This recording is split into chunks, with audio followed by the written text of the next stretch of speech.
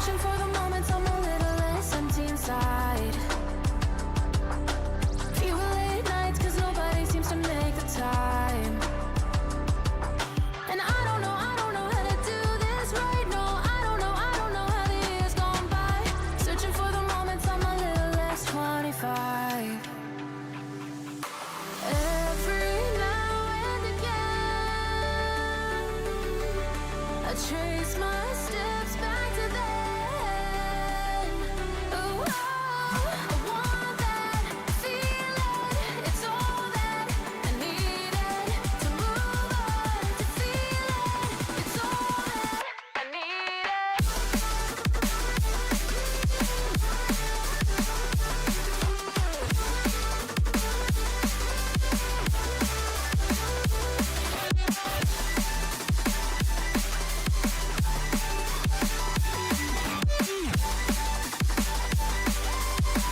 It's all that I needed. I want that feeling. It's all that I needed to move on, to feel it. It's all that I needed.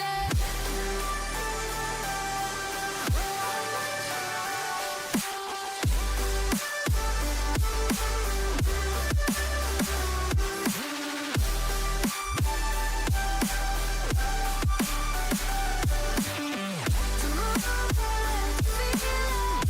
It's all that I needed. How the years go by, searching for the moments I'm a little less 25. A little less 25. A little less, little less. Searching for the moments I'm a little less 20. A little less 25.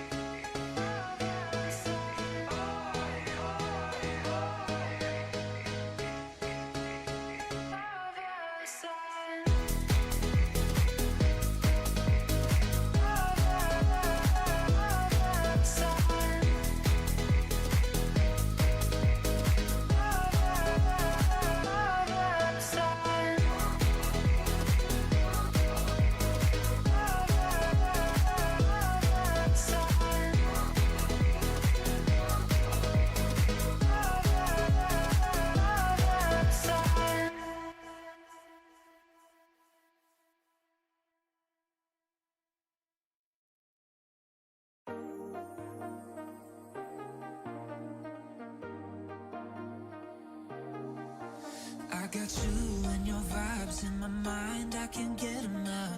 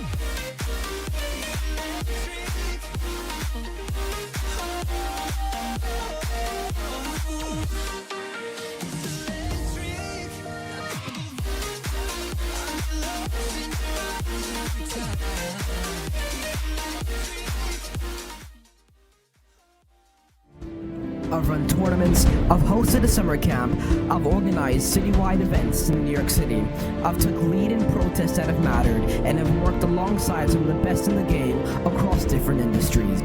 I have been blessed to cast matches that have meant everything to players, tournament organizers, and myself.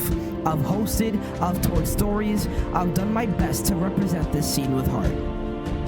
I'm still learning, still building, still finding new ways to grow.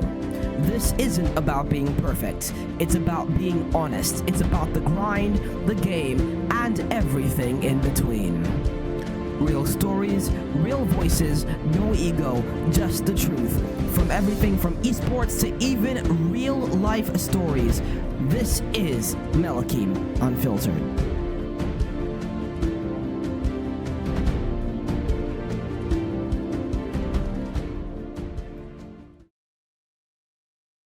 This is the very first episode of Melekiym Unfiltered. This is a project I've been wanting to do for a very long time. A space where I can talk, I can laugh, I can debate, and dig into stories that don't always get told, whether it's esports, sports, or real life. I want to be able to bring you the conversations that are raw, uncut, and real. And most conveniently on my own schedule, because that's been the thing that has been like stressing me out about this for the longest time, but it's finally becoming a reality. If you've been following me, you understand that I've been in a lot of different lanes. I've been running tournaments, hosting events, playing a lot of tennis, and I mean a lot of tennis, competing in esports, and being able to get behind the mic to cast some of the most important Rocket League games, especially that I've personally been a part of. And today, for the very first episode, I have to start with someone whose voice you've most likely heard and watched in Rocket League over the past few years. Um, a caster, a storyteller, a filmmaker, reviewer, Whoa. Mr. Spaceman. How are you doing, dude? What's up, brother? How you doing, man? I'm happy to be here, bro. As soon as you told me what you were doing, I was like, "Oh yeah, this sounds right up my alley, dude." How you doing, man? I'm doing all right. It's been a very interesting past couple of days. Very interesting past couple of days because it's been stupendously hot and then it got super cold very fast and Mm, then even hotter again. So the weather is going to be has been like all over the place. And then we got an earthquake actually a couple of days ago because I'm in New York City. We got yeah. an earthquake and then Queens had flooding and my friend's house got flooded and I'm like, "Bro, Damn. what in the world is going on in the God damn, bro. city?" Yeah, it's Yeah. Mm-mm. yeah, it's been a Mm-mm. lot. This city is so yeah, the quote unquote city of dreams. Love to hear it. But nah, it's been chill. Uh we know like you were RLCS caster, really big personality. You're like one of the most lovable personalities in basically the whole esports Thank you, scene. man. But since then, how has life for you been? Uh, since you've been on all these team streams and you've been up to other projects in the background too. Um, life is as cliche as it is. Life is kind of what you make of it. It's very it can be up and down a lot of times. Esports is a very fickle industry. It's a there are high highs, there are a lot of low lows, but when you're kind of working on the back end and when you're kind of trudging through the sludge for a while, you have to make the most of whatever it is you're kind of going after. So, past 2 years have been a lot of downs, but, making trying to make stuff out of nothing, out of something, and, as long as you're trying to make something, like, whether it's a creative or a literary or a video or, like, whatever it is, if you're just trying to make something, there's a good chance that that kind of motion creates some ripples somewhere. So, yeah, it's been you learn something new every day in this industry, so it's been a whole process, man. It has been a whole process. I mean, I know you've been involved in a lot of different creative spaces. So theoretically, right? If somebody stopped you like on the street and asked you, "What do you do?" What's your answer? Do you want the answer I give to my Uber drivers, or do you want, like, what I would give Yeah, to sure. when the Uber drivers pick me up, depending on the vibe, I think I've told a couple Uber drivers that I work in esports, but most of the time I say, like, I'm a floor technician, or I'm a producer or a stage technician, like, I just 'cause I just don't sometimes have the energy of explaining what esports is and, like, That's so that true. this is a thing, and it just, like, it weirds me out in my own way. But yeah, like most of the time, I just tell people like I'm a producer, which is true. But I just tell people like I'm a producer. I do a lot of floor management, which is also true. So yeah, if somebody came up to me in the street, I mean, it depends on who it is. Like if I'm feeling fine that day, I'll be like, yeah, I work in esports, I work in gaming. But I tell people usually I work in the games industry, or I say online entertainment, adult entertainment, and they freak out, and I think that's funny. So um, yeah, That's just let it. hilarious. Yeah, I really be doing the same thing because people ask me so much, "What do you do?" Oh, I'm like, "Oh, I'm in esports." You can make money from that? I'm like, "Well, I mean, sure. Yeah." yeah, Um yeah, for sure, bro. Yeah, definitely, man. um Yeah. and it's like all of these people over here because it's like you're trying to impress people and give the first impression, but it's like, at the same time it's so exhausting to repeat the same thing over and over again. What do you do? I'm like, oh, I do esports production. And that's the only answer I give. It And encompasses that's a lot, it. man. You know? It does. Yeah. It's very general. Yeah. And um that's a good answer though. Like it's an umbrella. It encompasses a lot of different stuff, but esports production, that's a good answer. yeah. um and I guess talking about being able to get into esports and the journey, how did the esports journey, or I guess the gaming journey, start for you? Like how young were you, and I guess how did that get you into being able to commentate, I guess? Or maybe if you were a player before that, how did that go for you? Yeah, I mean, I grew up a gamer. Like, I think my system I had was a Game Boy. Like, that was a big deal in my house. And my dad had an NES, so I was big on playing that. Played a lot of Mario. Just like had no idea about online gaming really. My family was pretty lower middle class, and we couldn't really afford much. So like TV wasn't a big thing in my house. Um, but reading and games kind of were. So grew up with a Game Boy, got lucky, um, eventually when I was in middle school at some point, I saved up some cash, and my parents helped me get a PlayStation 2, and, like, that was, like, the big first step. And so, like, I was just a casual gamer, like, I loved video games were my hobby, but I didn't really consider esports, like, at the time. And, kinda kept on that trend of just being a really, really like, uh I would read the IGN, books, I would read EGM, I had a subscription to Game Informer, like, I just like, the industry was really cool to me. So doing that a lot and then eventually saved up and, finally convinced my parents that I wanted to get, like, a real gaming system, which at the time I knew what it was, like, I knew what Halo was, I knew what Call of Duty was, but there was no access to it, but, I Mhm. worked some jobs when I was in middle school and a teen and right into high school, and I saved up, got a 360, and that was, like, the big first step, that was, like, a massive like, 360 is, like, a cannon point for most people, it's just it's a it Mhm. wa that era was unbelievable. But then when I discovered Halo 3 at a friend's house and then, you know, discovered that online gaming was a thing, um, immediately like cracked open the door of like, oh, what is this? And then, oh, there's a Sunday MLG on ESPN Dr. Pepper Halo 3 tournament. What's that? Like, oh, there's COD Nationals happening in Meadowlands. What's that? Like, just all of a sudden, it Wow. was just completely blew the door open. So, yeah, it started slow, but once the window was there, like I was like, "Oh my god, this is a whole thing that exists." And so it started when I was getting into high school, at like 13, 14, and it just exploded. Yeah, that's really cool. All the I guess the different types of competitions that happened in that era were something very, very interesting. So I guess from there and from that age, how did you progress into being interested in becoming like a on-screen personality, like a caster Mm. or a host or anything? Um, I am pretty blessed to when I was a kid, I was pretty ahead of my time. I was pretty mature for my age for a variety of reasons. But I knew like I at the time, people have to understand at the time, like competitive video gaming, especially like Call of Duty, if it was like the most accessible or Halo, there was no the ecosystem was attempt to do it to make either motel money or to like maybe win nationals, which was like $10,000 or something. The most at the time was 100K. But like you were playing as a passion to make some cash, but that's about it. Um, and the ecosystem was not as ladder steady as it is now. So kind of just growing up and going through it, it was like if you weren't gonna drop out of school, there was a really slim chance that you were gonna commit that much time to playing professionally. Um, and as a kid, I was like, I knew who Scump was. I was watching his stuff on YouTube. Like, I'm not gonna drop out of high school to try to compete. I knew that. I was like, there's no, even if I started now and I thought I was that good, there's no way.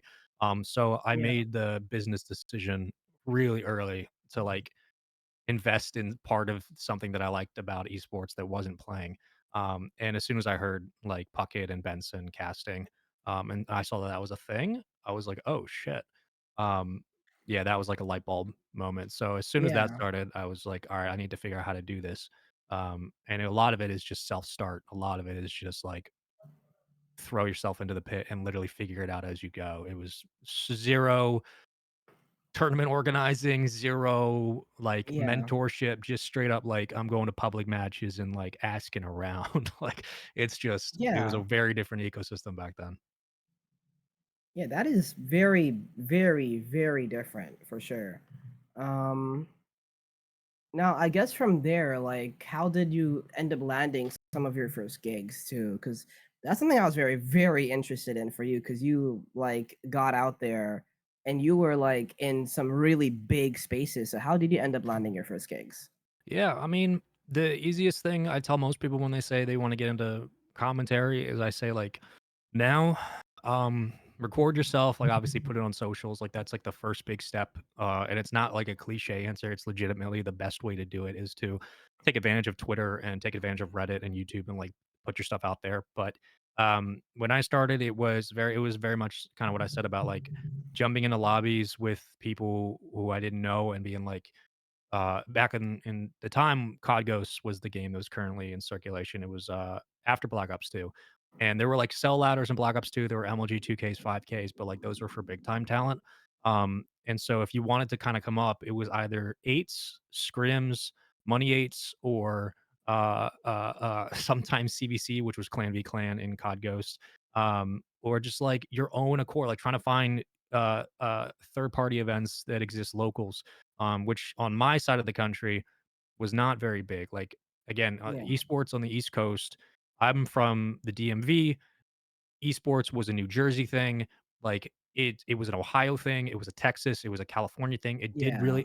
It existed in the East Coast, but there wasn't a lot of event structure outside of ETG, which was in New Jersey, MES, which was in Detroit, and then there was one more. I forget. There was a really big one in New Jersey as well that I'm blanking on right now. And then after Dream or something like that, one of those names, in Florida, but, Yeah.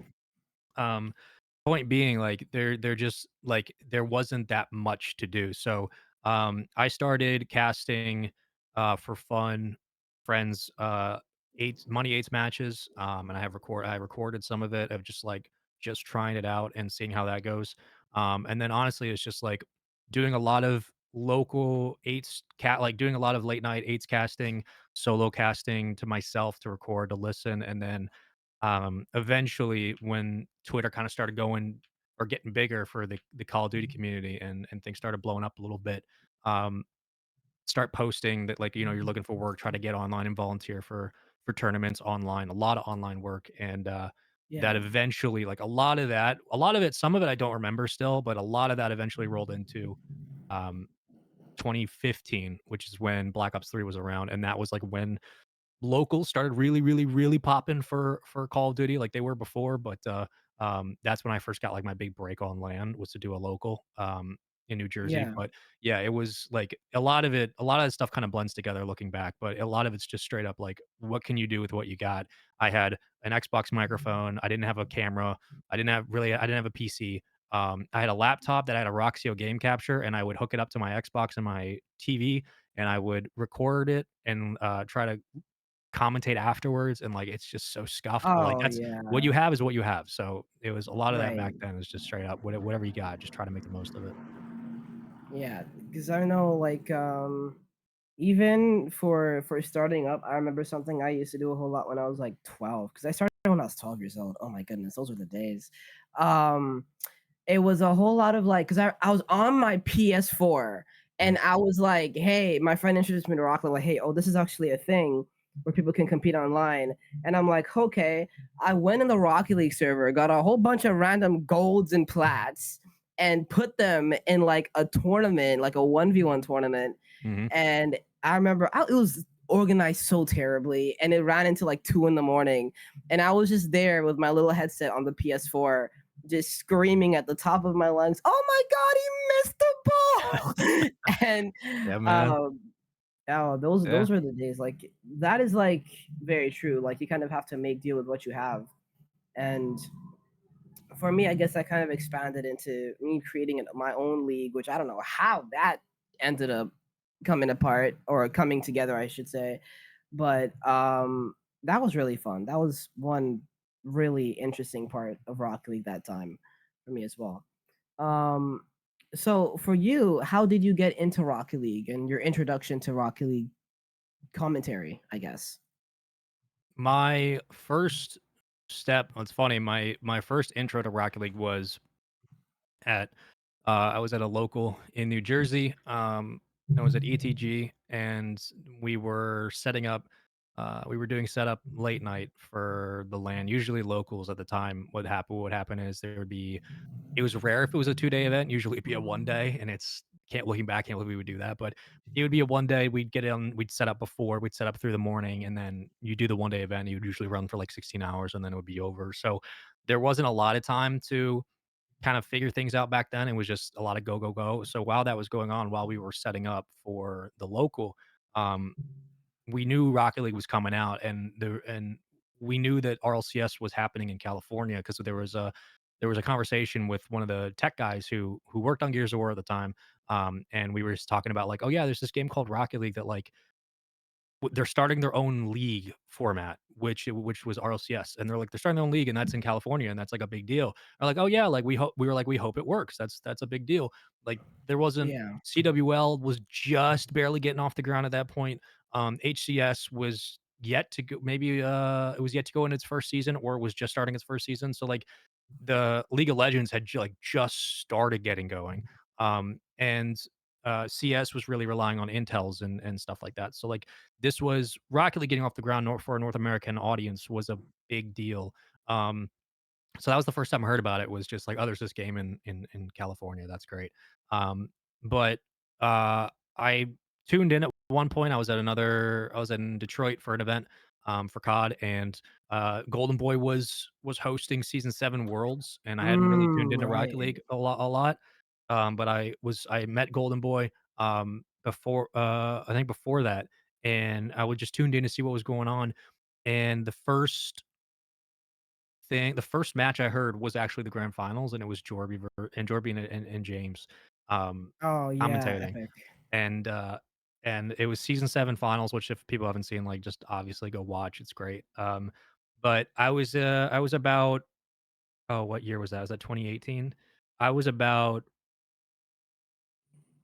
5 years in at that point, Mhm. and obviously, you don't know a whole lot, but you're still figuring out, but when I heard the way it sounded, I'm a very big audio guy, so, like, the way you hear James and Jorby, the way it sounded as a caster, Oh yeah. um, that blew my mind, and I was like, "Oh my god, like, this is a legit sport, like, this is wild." And then so I started Yeah. following a little bit more, and then eventually, when I was working in college, Gillyweed, who was a phenomenal talent and talent director, and essentially it was the reason that most of the casters in Rocket League currently exist right now is Gillyweed was responsible for all the rival series come ups, and like she if there's a Mount Rushmore of Rocket League talent and people responsible for Rocket League's like competitive being the way it is and the way we remember it, Gillyweed's on that list.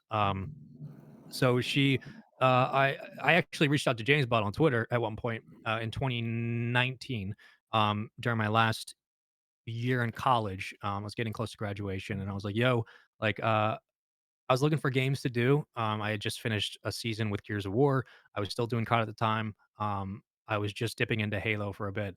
But my Gears contract ended, and I was like, "Hey, like, I'm a fan of Rocket League. I want to like tackle it, but I want to tackle it at a local level. If I ever tackle a game, I don't like to jump in at the top. I want to tackle at the local level, earn my stripes, and then move up." So I was like, "Do you have Mhm. any recommendations?" And he was like, "Yeah, yeah, like here, try doing this." And if James never responded, I probably never would have done Rocket League. So to this day, James Yeah. is still the goat. But then he told me to reach out to Gillyweed, so I reached out to Gillyweed, and she said, "Yeah, like, we're always looking for people who are interested in doing Rocket League on the Rival Series," and I thought that was a big step up. And she asked me to come host at one point, for a weekend, and I couldn't because I was going to a wedding, and I was like, "I this is" I'm like, "Wow, I literally can't, I can't go do this dream gig. That'd be sick." So, thought nothing of it. Then a couple months later, she came back around. She was like, "Hey, like, if you're still interested, we have a Rival Series season coming up, and we're looking for talent." Um, and at that point, I had done a bunch of COD and Gears of War, so I had a resume and a reel. And she Yeah. asked if I was interested, and I was like, "Yeah, I can learn the game." And that was basically from there. That's how it started. And it was just jump in feet first and figure it out. So it was kind of scrapping it together as you go, like very much you build it as you go. There was no plan really. Um, but yeah, that was 5 years ago, something like that. Goodness me, that Five, was six a years while ago. ago. Yeah, 6 years ago. Yeah, Wow.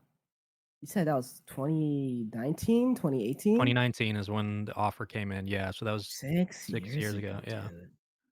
yeah, Wow. yeah. Am I getting old? Oh Yes, my god. Wait, hold on. I'm Oh, old. oh Look, wow. I'm old. Yeah, bro. I mean, come on. Yeah, like, yeah, I'm old as shit. Yeah, Uh, yeah. dude, like, oh my gosh. You know what? See, I don't want to give myself a teen life crisis. I'm gonna piss myself off with How that. old You are know you right what? now? Never mind. I'm 17. Okay, you're fine. You're good. I thought I was old when I was 18. No, no, no, trust me. Like when I was 18 in esports, I was like, damn, like I'm so old, bro. No, no.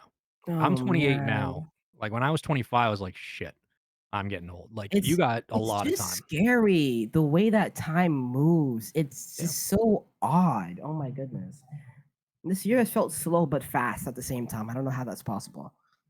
To Because be f why are I we in mean, that only August? gets worse. That only gets worse as you get older, but to be fair, we are living through, like, really crazy times, so, like, Yeah, it's gonna feel wild, so remember that. I tell people that all the time. I'm like, that's "Remember that you're fair. living through very unprecedented times right now, so just, you know, take a For real, breather every because why now are and we then." in August right now? Why are Yeah. we not like who spawned August in? I swear to God, it was Yeah. just the beginning of the year. Like, Yeah. Yeah, oh man. my goodness. It just goes. It just Um, goes. That's it. I guess from where you had left off, I think how did that transition into what did you get into for you got into CRL before you got into RLCS? Is that how that worked or I actually didn't do CRL. I did Rival Series. My first exposure for Rocket League was in terms of casting was Rival Series, which was okay. a big jump because there was CRL at the time, there was community stuff at the time, which I didn't do, which was kind of against my MO. But like if somebody Yeah. offers you a job, if I hadn't done Gears of War or COD or Halo or anything like that, or Fortnite, I actually done Fortnite before I did Rocket League. If I hadn't done any of that, Wow. I would have been interested in the gig, but, like, I would have felt less confident or qualified to take it, but, like, I wasn't a Yeah. scrub. I was coming from a background where I'd been going to LANs and committed to the grind for, like, at that point, the last 6 or 7 years, so, like, I was a little more confident coming in, but the first gig I got was leapfrogging CRL and into Rival Series, which was a big deal because I was taking a spot from community people who had been working their ass off for a chance, and I was very aware of that. Um, and yeah, that was my first jump in, and it was very much trial by fire. It was like straight up, like we Hmm. put in the work for sure. Stacks can attest to it. Subi attests to it. Yeah. We put in the work for sure, but it was jumping in was like if you're gonna do it, you got to do it, and you gotta uh, it is a lot like Rocket League is a lot like an FGC. Like you got to come correct and you got to know the lingo and why it and what Oh it yeah. is and why it matters. So like yeah, it was a big that first year was a big time test and like shock of like, how do you adapt as a talent quickly and get up to speed? Yeah, that's always kind of hard because I don't know. I guess more toward the beginning of the year, I think there was this entire thing. I'm not so sure if you saw it, but I remember who was it that put it out originally? This a lot of the casters were talking about it, where it was like in the community side of casting, people like undercutting people for gigs, Mhm. and there was a whole conversation about that, and people taking Wikipedia points for like Mhm. instead of money. And I'm like, what is going on? Mhm. Just to get on top, because I don't know how the ecosystem for casting was then. I assume now it's more inflated. Yeah. Maybe in terms of casters, like the Yeah, amount of it people trying to definitely make is. it. I mean, So, it's a weird it's an inherently unfair conversation to have because you don't there's no way to talk about it without either victimizing people or blaming people for trying to work the system the way it is, and that's not what I don't blame people for working the system the way it is. I think there are some that take advantage of the system that, like, purposefully undercutting people for Liquipedia points when you know that it's just inherently wrong is definitely a dick thing to do. There's not a lot of mhm, pass there given, but I do look at how things have progressed. Like COVID was a massive boom for talent. Everybody being a commentator in esports is um it has required different sets of expertise, and it has been they ask things of commentators that change every 3 years that never really gets asked to anybody else, and this is a common complaint that veteran talent have, that I share of, like, when we were coming up, it was a little bit more difficult because there was no path to progress. There was no, like, instant ability on Twitter to blow up on a call. There was none of that. Like, you had to it was essentially like recording yourself and handing out demo tapes and, like, trying to find work. Like, it was very, very similar, um, mm. and there wasn't a lot of money back then. So, like, I my first gig I ever got paid for, I got $70, and it was, like, mind-blowing at the time, and Oh, that really? was a That's big deal. Like, that was a huge deal. Um and yeah, like, now it's more competitive now, I think, just because there's more people trying to do it. Like, again, COVID brought in so many people either A, wanting to be a talent, B, being like, "I have a mic, I have a camera, I can do talent work," or C, a lot of people thinking, and maybe and not even negatively, but a lot of people thinking like, "Okay, like, I can do that, it's easy. I can sit on camera, I can talk." And everybody can be a talent, but not everybody can be like a really good commentator. And there are levels to this that I think a lot of people just straight up don't understand. And there's a reason why a lot of young talent, especially during COVID when they jumped in, left the boat after 2 years, 3 years because they realized, like, either they couldn't keep up or the demands of the job, once you start getting into it and you start going through the process of becoming an actual talent, the demands of the job creatively, you either can handle it or you can't. Um, yeah, so, like, there's definitely more competition now, and there's more noise than ever. So trying to pierce through the noise is definitely difficult. But I would say it's harder in some ways to be a talent now than it was back then. It's easier in some ways to be a talent now than it was back then, but also back then it was harder in some ways to make it and to get a voice out there. And in some ways it was easier. Like, if you had the golden voice, you had the golden voice and you were picked up. But yeah, like, it was just an entirely different ecosystem back then. Um, but this it I don't envy people trying to come up in the system now. Even though we all compete in the same system, like, very different now. But if you're competing for Liquipedia points, like, you're kind of in it. I get why they do it. I don't blame them. Like, I think it's wrong. I don't blame them for trying to compete in the system because everybody wants to get to the top.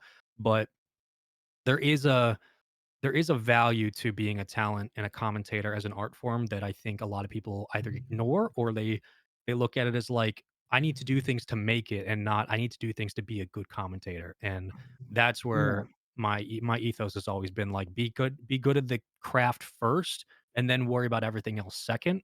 And that's easy. Um to worry about everything else after you try to focus on the craft. So yeah, like, if more people just focused on being, like, actually good at the job and less about trying to climb the ladder, um, there would Oh, probably be a yeah. lot less weird stuff going on. Yeah, because it got really interesting. I know a lot of the CRL commentators were talking about it. Like, I know Taco and Bass. Yeah, Danger Taco and Bass are both. Mhm. Wait, I just like tweaked out on the names. Okay, yeah, Danger Taco and Bass. They were both Mhm. talking about it. And it got big. Seb ended up talking. Stacks talked about it. Stacks called out Ped, and me and Ped are great friends, but like we argue about everything. Like Sure. we debate all the time. Like I've had him on my stream so many times, and we debate like all the little things. Like the Young Money Clan situation, the cheating thing that happened last year. Mhm. I had the Young Money Clan owner, Yo Boy Q, who's like one of the commentators from the SSA broadcast, and Ped because he was friends with the one Young Money Clan guys on my stream, and I had to host that mess. Oh my god, and it was hilarious. That sounds like a So nightmare. we've debated. Oh my god, it was terrible. Yeah. We debated there. We debated about APAC. We were making bets like Elevate won't win a regional. That's the only thing he's ever got over me, like ever, low key. But the funny thing is, like, oh my goodness, it was the guy's amazing. So when Sax called out Ped, and I'm like, wait, that is serious. Yeah. And then I had Yeah. to look in, and I was looking at what was going on, and then I was like, because I'm like the main head of production for anything I do now, for like whatever I've done in the past. So like Snowman, and I did Luna Galaxy last year, and then Geekay and stuff. So I'm like, I'm looking at that, and I'm looking at how I'm running things here, and I'm like, yeah, there is a difference. There is a difference, and I'm like, wow, the fact that some of these things go down is great, is weird, but like the thing Mhm. is, you are also very correct where it's like you can't blame people for trying to run the system when literally everybody is trying to make it, and it is a whole lot more difficult to get out of these specific places in community casting and trying to get yourself paid, and it's kind of harder now. Well, I don't know how about back then, but I know like from when I started, it's I get like a lot. I'm getting offered more to do like organizations that are barely making top 16 to the organizations that are like making like top eights and stuff, and it's very odd. So casters, even when they're coming up, um, it feels like you're going backwards almost in a Mm. way, because the more recognition you get is with the team that gets better placements for like team streams. Sure. And then they're in different regions. Some teams that are barely making regionals or not making regionals, the cast is getting paid more than the teams that are, and it's like, Yeah, whoa. that's just that is more of the that is more of I guess it does. You're right. It does feed into how casters approach things. Like again, the system is kind of backwards in a lot of ways, but that is just more of the landscape being what it is currently in esports. I would say Yeah, there's less correlation there than well, maybe let me rephrase actually how I want to put that. There looking at the landscape now and what those indicators usually mean, I would say there's less correlation between those and the right way to do the job in the industry now. I think it's just a lot of symptoms of a bigger problem in the industry that are kind of just being exposed and exposed not in a, like a derogatory way, but like more of just being highlighted. So these things might feel like they're pulling against talent or they're being contradictory to the natural path of a talent progression.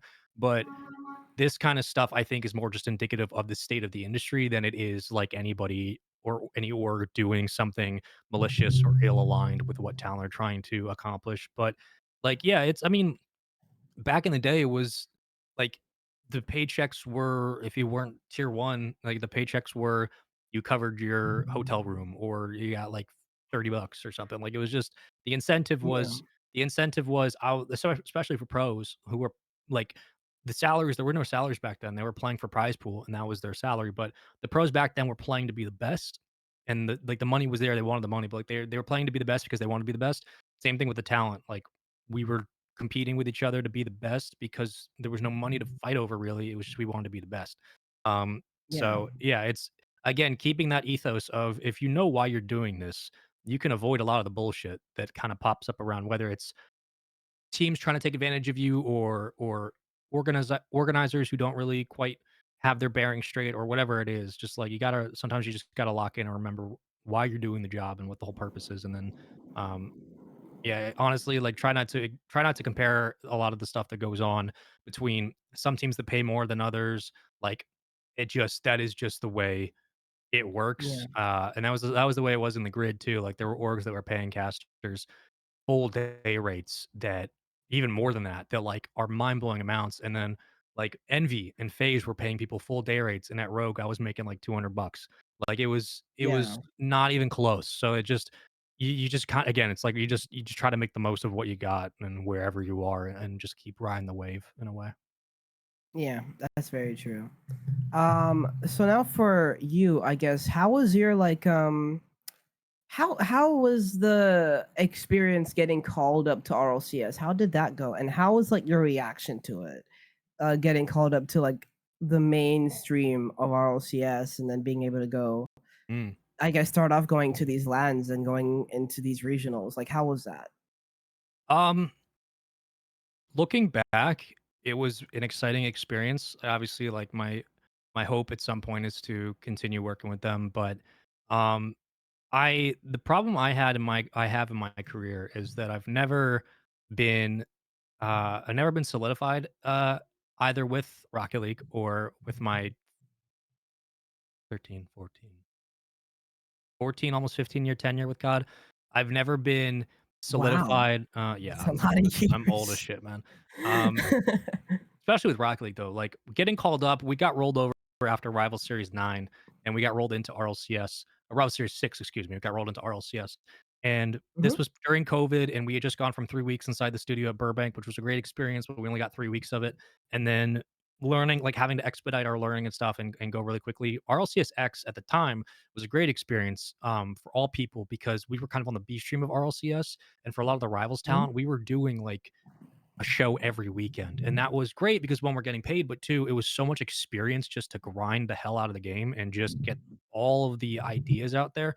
So getting the call up was it's not that it wasn't exciting. The call was more about now there's responsibility and now there's a commitment that you have to like lock in and like, that's the focus. Um and and getting a chance to call more games was really, really great. But when I look back, I do recognize how, uh, I never for me at least, I was never in a position where my job was secure, and I was never in a position where, like, I was getting invited to LANs, Mm. but my first LAN, I came in as last like, my first LA was my first, the LA major, in 2022. That was my first Love LAN that. with Rocket League, and I came in last minute on a red eye because CJ couldn't make it. And I Mm. had finished casting a COD event like at 2 a.m. and they were like, can you come? I was like, sure. So I'm filling in for LA and then I'm filling in the next one after that would have been, I guess, Boston. Um, I'm trying to think if there was anything before Boston. I don't think so. Oh no, there was Winter Major. Yeah, so San LA and Diego? then what was it? 2022 was LA and then I didn't do London. Did I do Worlds? I did do Worlds. I did the first week. Okay, so I did the first week of non-playoffs for Worlds. But like point being, I came in as a sub last minute, um, and then for the Worlds, I got booked for obviously like the non-playoff week. So I was like, okay, I can do group stage. This is my time to really grind out. And then in Mhm. 2023 season, same kind of situation where like 2023 was like my year where I felt like I kind of hit my groove with where I wanted to go with stuff. But Oh, yeah. like Boston was a last minute decision and I got brought on and uh Ooh. there was another I'm blanking on 2023 quite a bit. But the the road I had essentially in RLCS was I was never casting Saturdays or Sundays online. My only casting days were Fridays. For the 5 years that I did RLCS, I never got to cast online Saturdays and Sundays for regionals, which I do wish I got a chance to. I think that would have been fun. And I never got to do like a grand finals. I never really got to do that kind of stuff. So my reps were about a third of what everybody else was working with. And when you're working with a Mm. third of the reps and you have to be as good as not, and I say as good as not in being like a objective sense, but like you have to be on caliber in terms of cadence and sound and knowledge and at least the ability to do the job. You have to be up there with Corelli and Jorby and Achieves and Turtle. Like I was doing one third of the gigs and you're then being asked to produce at a level that is the same as people who are salaried talent. That was very difficult. That was a lot of grind, a lot of mental replay, a lot of listening to casts and just like studying the game in your brain versus just like doing the job. Um, so yeah, like it was looking back, that's the point of this long diatribe, is looking back, like I was never secure in my position, even when I got my first real call up, which was it was either Boston or Worlds in 2023. I'm blanking a little bit on which one it was. It was not San Diego. That was the beginning of 2023. It was not San Diego. It was also Phil. In San Diego, I came in last minute while doing a Mm, COD event, and I came in last minute, filled in, and then so my first real call up to RLCS was 4 years in doing RLCS was to Boston, doing that, and then doing the World Championship in 2023, the full champ, doing the playoffs for the first time, getting to cast a Saturday match, and then in Boston actually getting to cast on a Sunday, which turned out to be the OT, which yeah. was great. Oh, So like my whole career, people ask me, they're like, what does it feel like to make it?" And I'm like, "I'll let you know when it happens, because like it hasn't happened yet. I've just been mm, grinding." So yeah, it's been like I look back and I'm very aware of the limited amount of windows I had to kind of make the most of stuff, and I really did my best to make the most of it. But it was I mean, it was a hell of an experience. It was a challenge of can you every single event, can you raise the bar of your own work irregardless of everybody else? Can you get better? And whatever those indicators are, can you get better? And I think in some regards I did do that. So yeah, it was a really unique experience and little opportunity to just push yourself to the limit every time. So it was fun. wow. That's a story. I mean, like mentally, how do you handle that mentally? Being able or saying that you feel like you were never secure in any position that you had. I think what was the word you used? You said you were never solidified. I think in Yeah, yeah, yeah, any yeah. Yeah, never yeah. secure. Like it's nothing was guaranteed. Like when you're filled in, when you're filling in and you're aware of kind of your status, like even if the talent pool's big, like it's just the way it is. So like never being secured in my job or being the first call, that's definitely a motivator. That's a driver of like I want to be good, and like the saying of you know be so good that uh they can't afford to not bring you. Like it's a bit of a cliche, but like the idea being work Oh really yeah, hard and get to a point where you can be thought of in the we need somebody to fill in last minute. Who can we think of? Saying yes to a lot of stuff, like legitimately, like I hear talent these days who say like I'm not going to do this because like in fair play, like I'm not going to do this because I want to go do this weekend, or like I'm skipping this event because I'm going to take some time off, which I think is good. Like I want to put that out there, like taking mental health breaks and taking breaks to step away from stuff, that is good. Um, for sure. for me, as I completely contradict this. For me, like that's never been the MO because I can't one in my position as a freelancer, um I can't afford to take time off, and I can't afford to just like to say no to stuff. So saying yes to everything is important because it throws you in the fire and you learn how to do stuff. But Very yeah, true. like like if you gotta either want it or you don't. Like I know people who jumped in the pit and they had the passion to do this, and then when they realized what the demands were, um they either burn out or they're like, it's just not worth the grind. But for me, like I like the grindingness of it.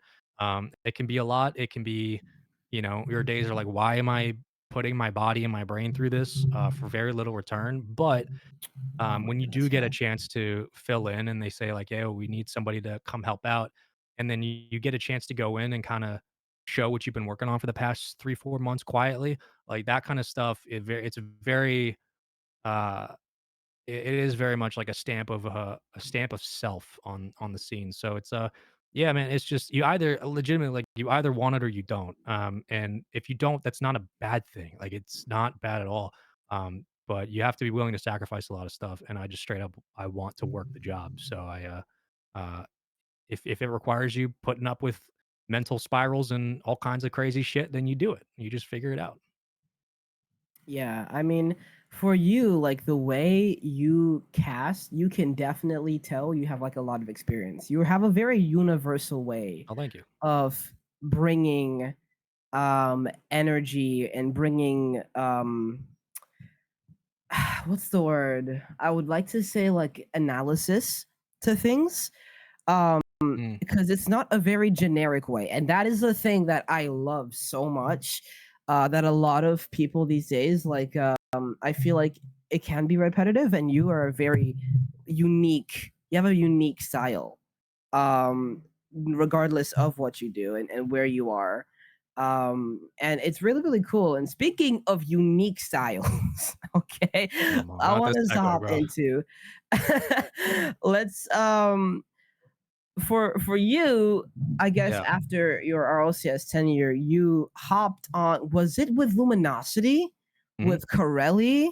Mhm. And after all of that had happened for RLCS, you and Corelli had come up and done these team streams for Luminosity that were probably undoubtedly the most entertaining in all of the Rocket League scene, and bringing like a second wave of entertainment and almost like a Mm. very welcoming factor to all of the other people.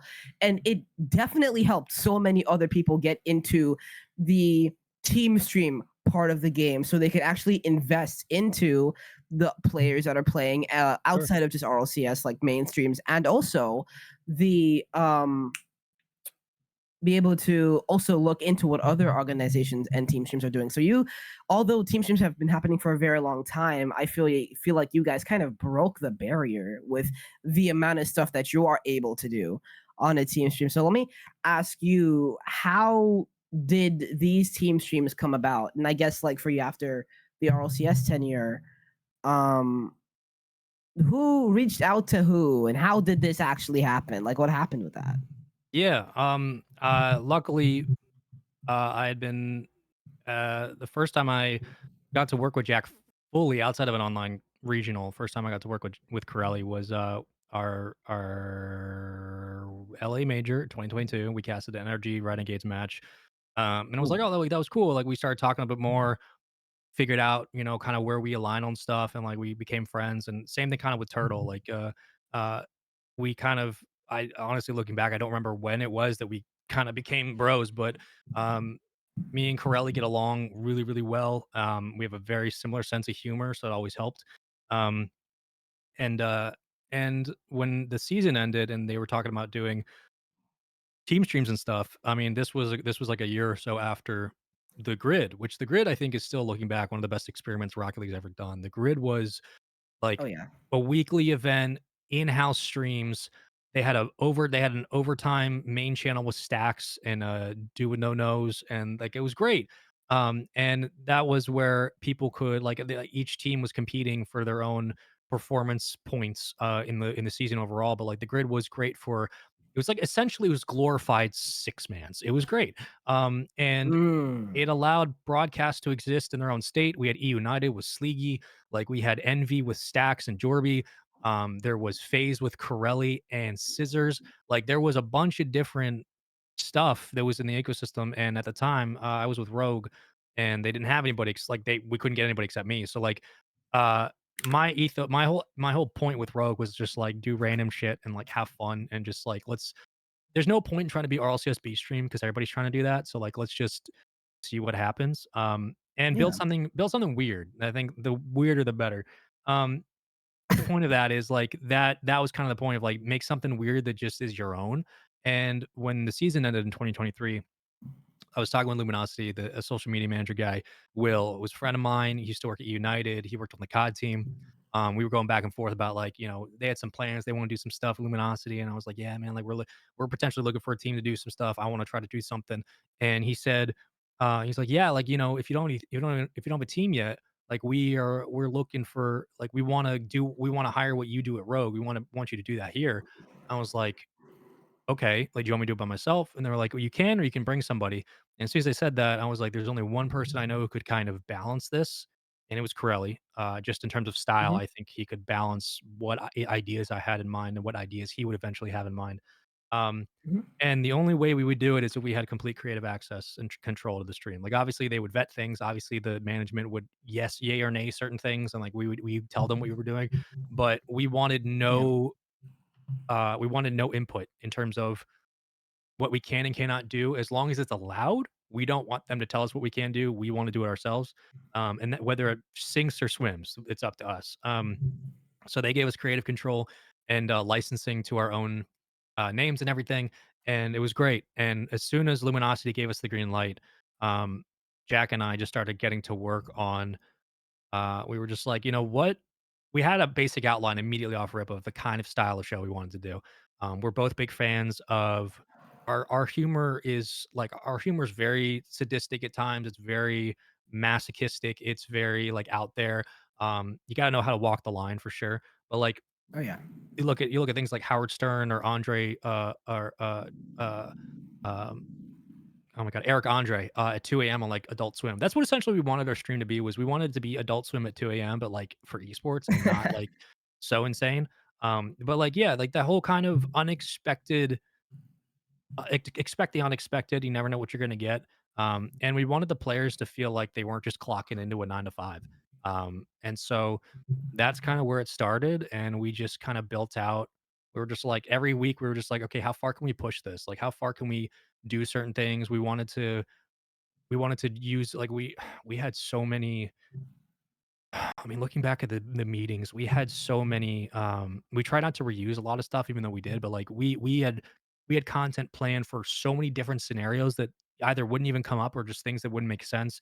And then, like, this year, we had entire content plans for each regional, and, like, we would change it up Oh entire like, for each like, it was man, like, we were going, like, full in, so, yeah, like, Luminosity was just like, "If you wanna I remember do it," that. and we didn't I don't think Jack or I expected the response that we got, with Luminosity, the way it kind of popped off. We were very happy of that season, but, like, we didn't expect people to be, like, really, really into it the way they were, but it was fun. It was fun just to, like, kind of do your own thing and own that product, which I think is important for casters. If you do your own product, own that, be your own producers, own your masters, and then we eventually sold that to Amazon for a show for an event, and that was cool. So like Wow.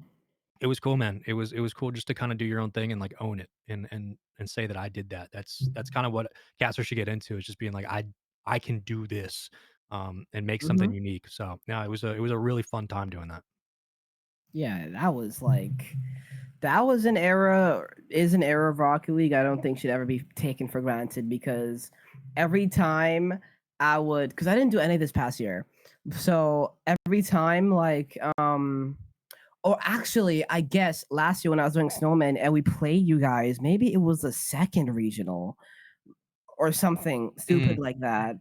And it was on like a Friday because it was team stream time. mhm, And I remember we had lost in four, and my production was like, oh, my production was fine, but it was very, very like hilarious. And I'm like, oh, we're doing a great job. After the stream, I remember who was it? Maybe it was Gex.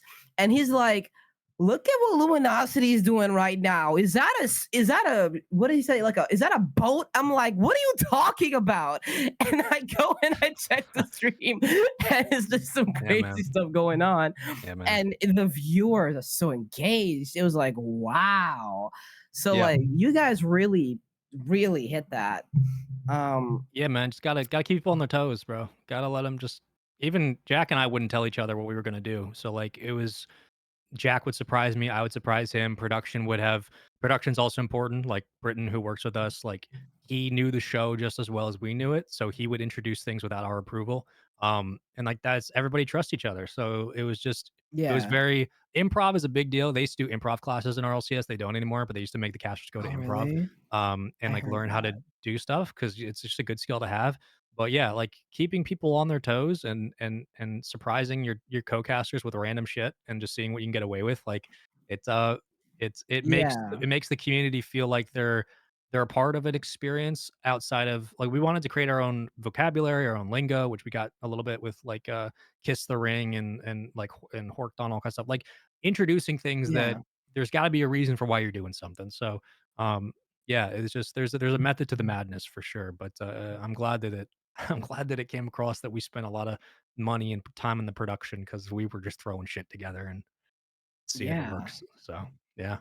No, that was a whole epic part. Love that. So I'm curious because I want to kind of slide more into ROCS, but still kind of through your experiences.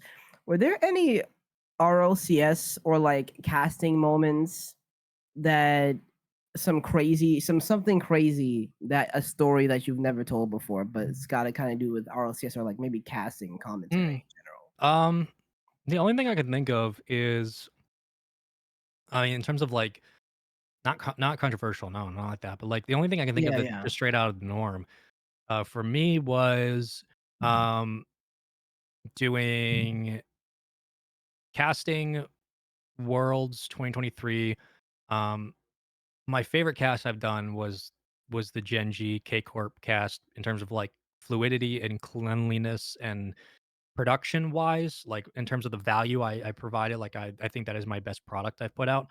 Um, but I was at that point, we had been there for a week and a half, and production already had COVID, and everybody else was getting COVID. So going into that cast, Mm, I didn't have a voice, and I was also like I had like 102 fever, and there goodness was no me. AC. There was no AC in that venue, and it was hot as hell. Wow. Yeah, I was basically sick and dying during that cast. So the fact that I still did it, I'm very happy about. And then on Sunday, I was that Sunday when I had to do my top 10 and I had to do my post top 10 after, I was Right. full on like I sucked it up to get out there for the pre-show. I was sweating and dying. I took a nap and I kept passing out in the green room because I was dying of COVID. It was bad. Oh my Um, gosh. and then I woke up before the end of the show. I tried to watch the grand finals. I watched a little bit of it, but I was so sick that I had to go slump over in a corner. And then I got up, I did Yeah, the final top 10. I was like, I literally have no voice. But yeah, so yeah, that was like the only thing where I was like, I eventually went back. When I went back to my hotel room, I was like vomiting everywhere, and my girlfriend came and helped me. But like, yeah, I was straight up, yeah. I was dying. Like that Sunday, that Saturday and Sunday, I Wow. was 104 fever. I couldn't walk. I was dying. But he had to just do it.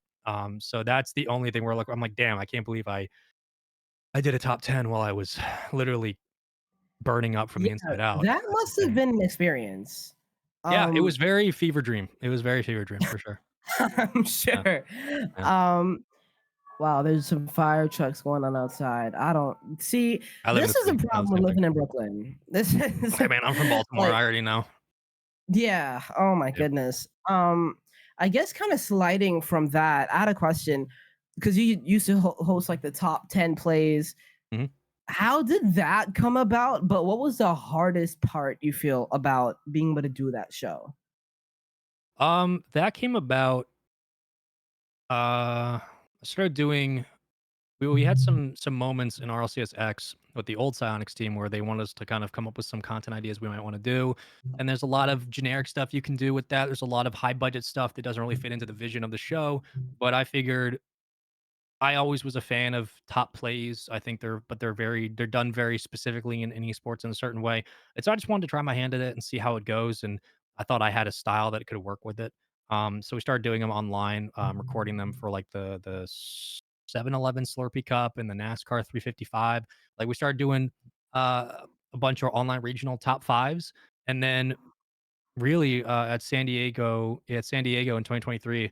Um, for first touch, Daz was I'm there early on call time. We're up at 6. We're in the venue by like 7:30. Like wherever all the casters are there usually, except for the people who cast late in the day. So we're there, Mhm. and I'm always there early because I like to watch pre-show. I like to be in I like to be in the venue the entire day when I'm working. Um, Oh and yeah.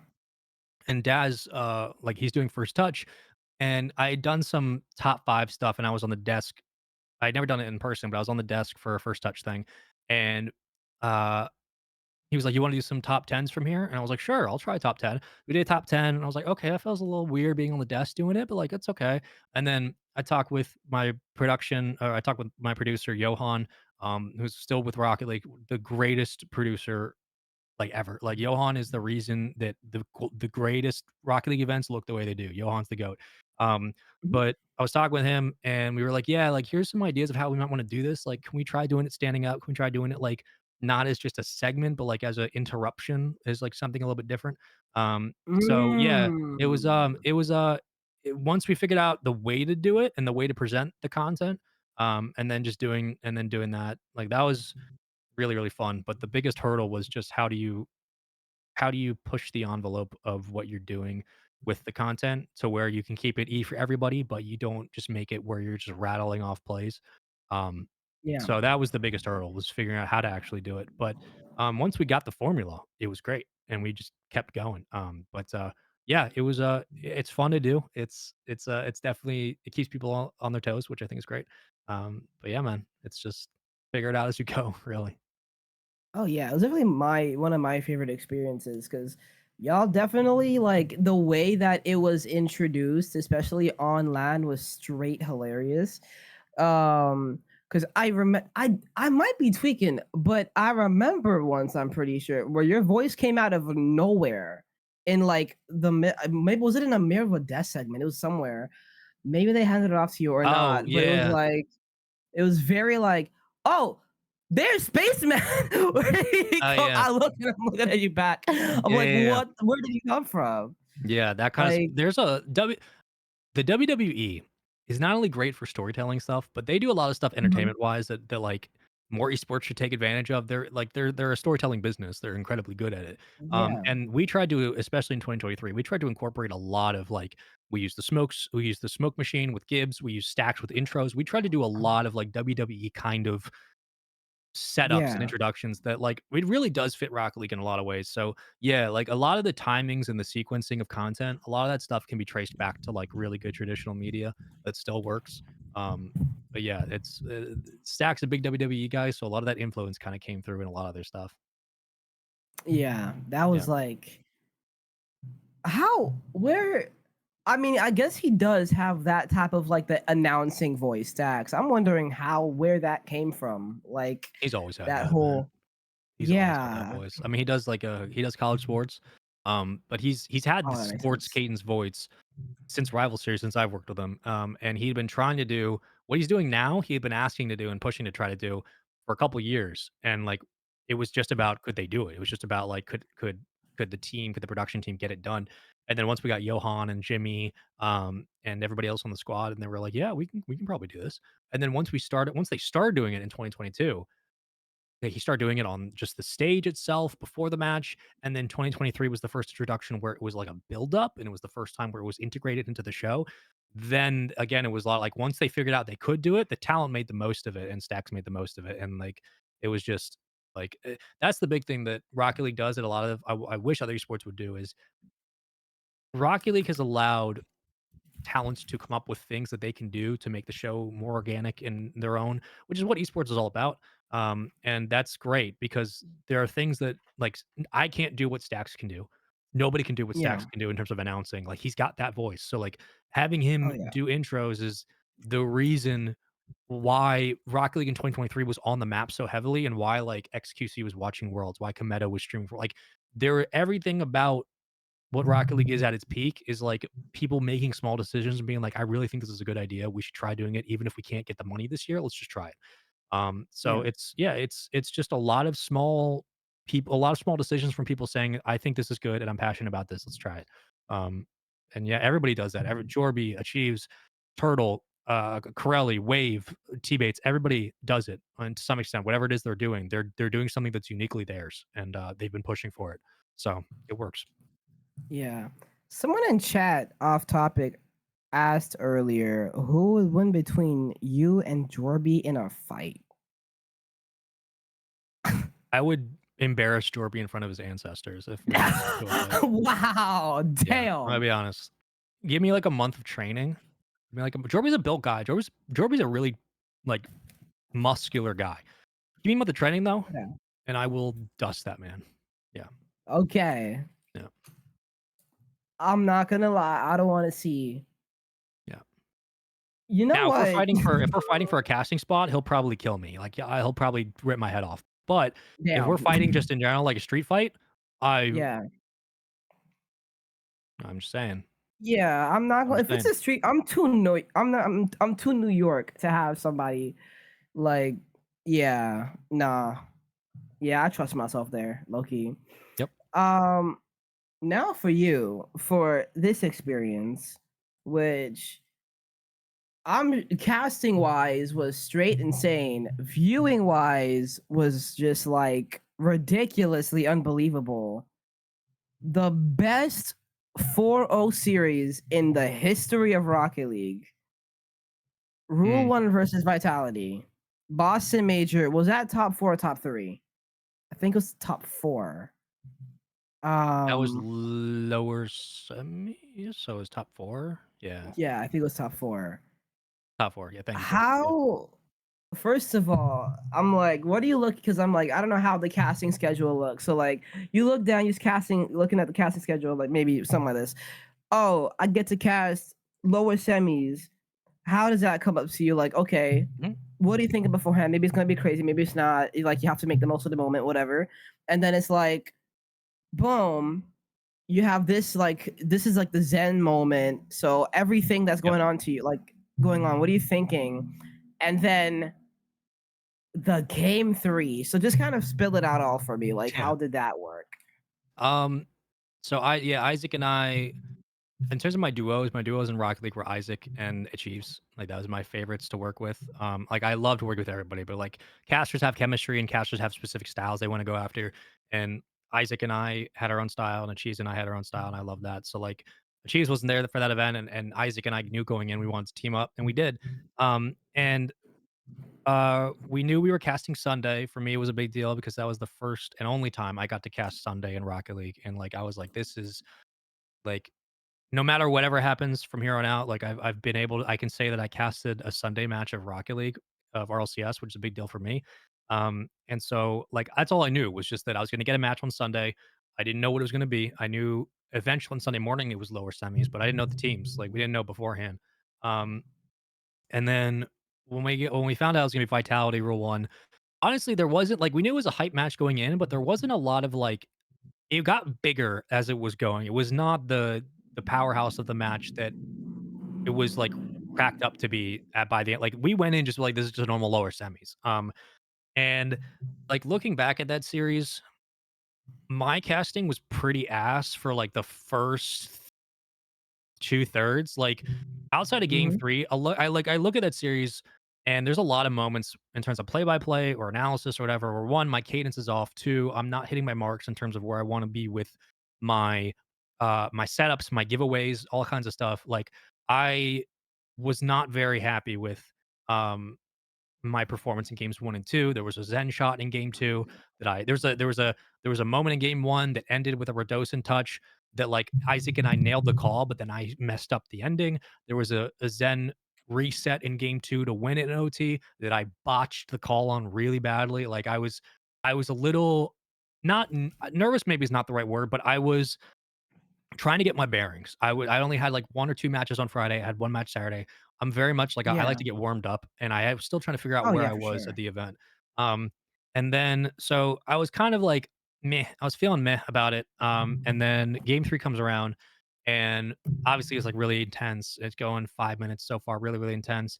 And about like 2 minutes into the overtime is when I think Isaac and I looked at each other and we just kind of knew. We're like, this is gonna be something. Like, we don't know how long it's gonna go on for, but we're like, "This could be something." Like, this might Yeah. just do something wild. Um, and as soon as that happened, we both locked in hard. Like, we were both unhappy with certain things. We just shook it off. We're like, "Dude, for the next however minutes, just lock the fuck in." Yeah. And we did. Now, the end of that game, I also hate my call. I hate my final I've replayed that moment in my head many times, and there's, like, calls I come up Yeah. with, and I'm like, "That's so much cleaner." It was a bit of a panic at the end.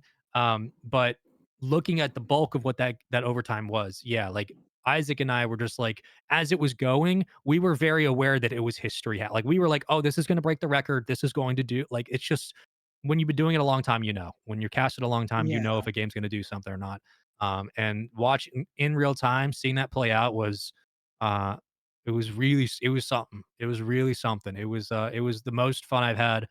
I think it was the most fun I've had casting a Rocket League game just because it was legitimately a good game. Like it wasn't scrappy and shit and like but like every team's Oh yeah. missing. Like they were hitting the post. They were triple resetting and getting blocked. Like it was a Oh my god. legitimately good game. Like it was just and like at the time, like when we're casting it, like there's a triple reset and in my brain I'm like, "Oh, it's triple reset. Maybe I should say that." But I'm like, there's not enough time. Like I can't be like, "Oh, triple reset." Like I'm trying there's so many moving Yeah. parts. Oh Um yeah. so yeah, it was like that game for sure was a really special one to have. Yeah, it was Hmm. that overtime was just insane. Yeah. I mean, that was history. And I mean, it was like the Middle East. The first time, I guess, a team that wasn't Falcons from the Middle East that came out and had an insane performance on land, and then you had that against Zen. Oh, dude, Yeah, oh yeah, I we knew when he started playing, like, sometimes you know yeah, in esports when a player's either having a moment or they're having a year, like a legacy year, even if they're young or old, mhm. you know, and so when Zen Oh yeah, was playing in Boston, especially after that series, anybody who picked against Vitality was just choosing to ignore reality, like, everybody like, going in as soon as oh Vitality yeah, won the OT and to be fair, to be a little biased, a lot of us were rooting for Rule 1 to extend it, like, I was rooting for Rule 1 to win that oh yeah, overtime. same for Um, sure. like, I was hoping Rule 1 would have won that overtime because they were like I know the crowd would have gone crazy. Um, but yeah, Yeah, like, everybody like, people knew when Zen showed up and he started playing the way he did and Vitality played the way they did, there was never of a question of would Vitality not win or would Zen not play well, it was just when are they gonna win? And yeah, like, Zen was gonna win that inevitable. event, there's no doubt about it. When they went to Worlds, he was gonna win that event, there was no doubt about it. Like, it was just who are they gonna have to beat to do it? But yeah, Yeah, there was watching Zen play, it was just like, okay, it's a matter of time until he just wins this and then I keep moving on.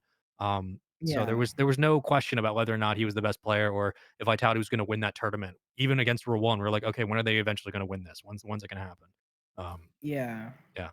Oh my goodness. What like that must have been insane to live through. Like how will the crowd? Like how were you kind of guys were you feeding off the crowd? As a caster when you cast that land, do you get to feed off the crowd? How does that happen? How do you engage the crowd?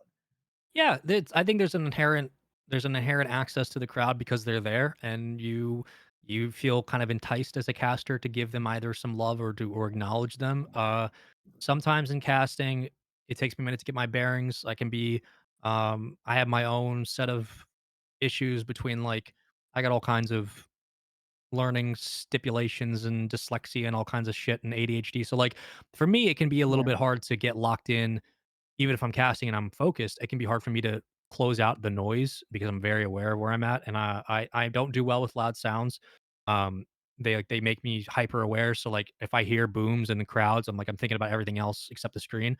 Um, but yeah, like the crowd was great. It was it's funny because it kinda goes hand in hand with the ending call to Vitality. Like, when Vitality scored in the OT, like, I can think of there are so many calls I can think of that are much simpler and better of a way to end that, um, that I look back and I kick myself where I'm like, "Damn, I kinda messed up that call." But the funniest thing to me is as I'm yelling, as Vitality scores, I can hear the crowd disappointed. Like, they go, "Oh, they won," and they're like, "Oh, shit, they won." Like, you can hear the energy What? go down. So, like, I was like, "Damn," like, if Rule 1 scored and I had the same call and I still wasn't happy with about it, you would still hear you would hear the crowd going nuts, and it would sound a little better because you could be like, I can maybe pull Oh, off, I can let the crowd do that. definitely. But the moment Vitality scored, the crowd kind of got quiet because they were so upset. And I was like, Yeah. damn, like, yeah, that sucked. That was like, damn, like you can Yeah. as a caster, you can feel that. So like if I again, if you keep the same call and the crowd goes crazy, you lean into it as a caster. You're like, fuck it. There's no reason not to lean in. But when they were like, ah, oh, shit, they won. It was like, yeah, it just kind Yeah. of you kind of just have to eat it. And yeah, and you just kinda have to deal with it, but, yeah, the crowd definitely plays a Yeah. part, like, you feed off it for sure, you try to find some comfort, it's a weird experience for sure, but the best thing you wanna do is the best talent don't make themselves known to the crowd, the best talent are just they are an instrument for the game, uh yeah, like, I think of, like, the K Corp crowd, the K Corp Gen G crowd in Worlds. The greatest crowd I've ever heard Ooh. was the Dusseldorf crowd. That was that was like being in a soccer stadium. It was flags were waving, horns going crazy, confetti, like, it was the most insane crowd ever. Oh, yeah. It was To nuts. hear it too, Yeah, it like, was on the stream. Oof. when I was down there on the floor, like, the headset's on, I can hear producers, but, like, the sound canceling doesn't work. It's booming. It feels like you're in an arena, and, like, it is the most noise I've ever heard from my audience, in my life as we're casting. So you can't even hear your own voice when you're casting, which is also a great thing. Um, but, like, That must be insane. hearing that and just being like, it becomes so much more about not about you. It's like you're no longer there. So that's the nice part. Like when a crowd's really into it, you're no longer there. You're just kind of with them. And Mhm. so Like, if you're just casting the game from an objective standpoint, you can remove yourself and your ego from all of it and just be there to Mhm. do the job. And for me, that's the best way uh, to appreciate what's going on is like in Dusseldorf, I was like, I can just remove myself and just cast the game as a caster, and the crowd will do all the heavy lifting for me. And that's what they did. Yeah. And it's that's the fun part is we're taking that responsibility away and putting it in the crowd's hands. That's fun. Yeah, that's like that must be absolutely like insane as well.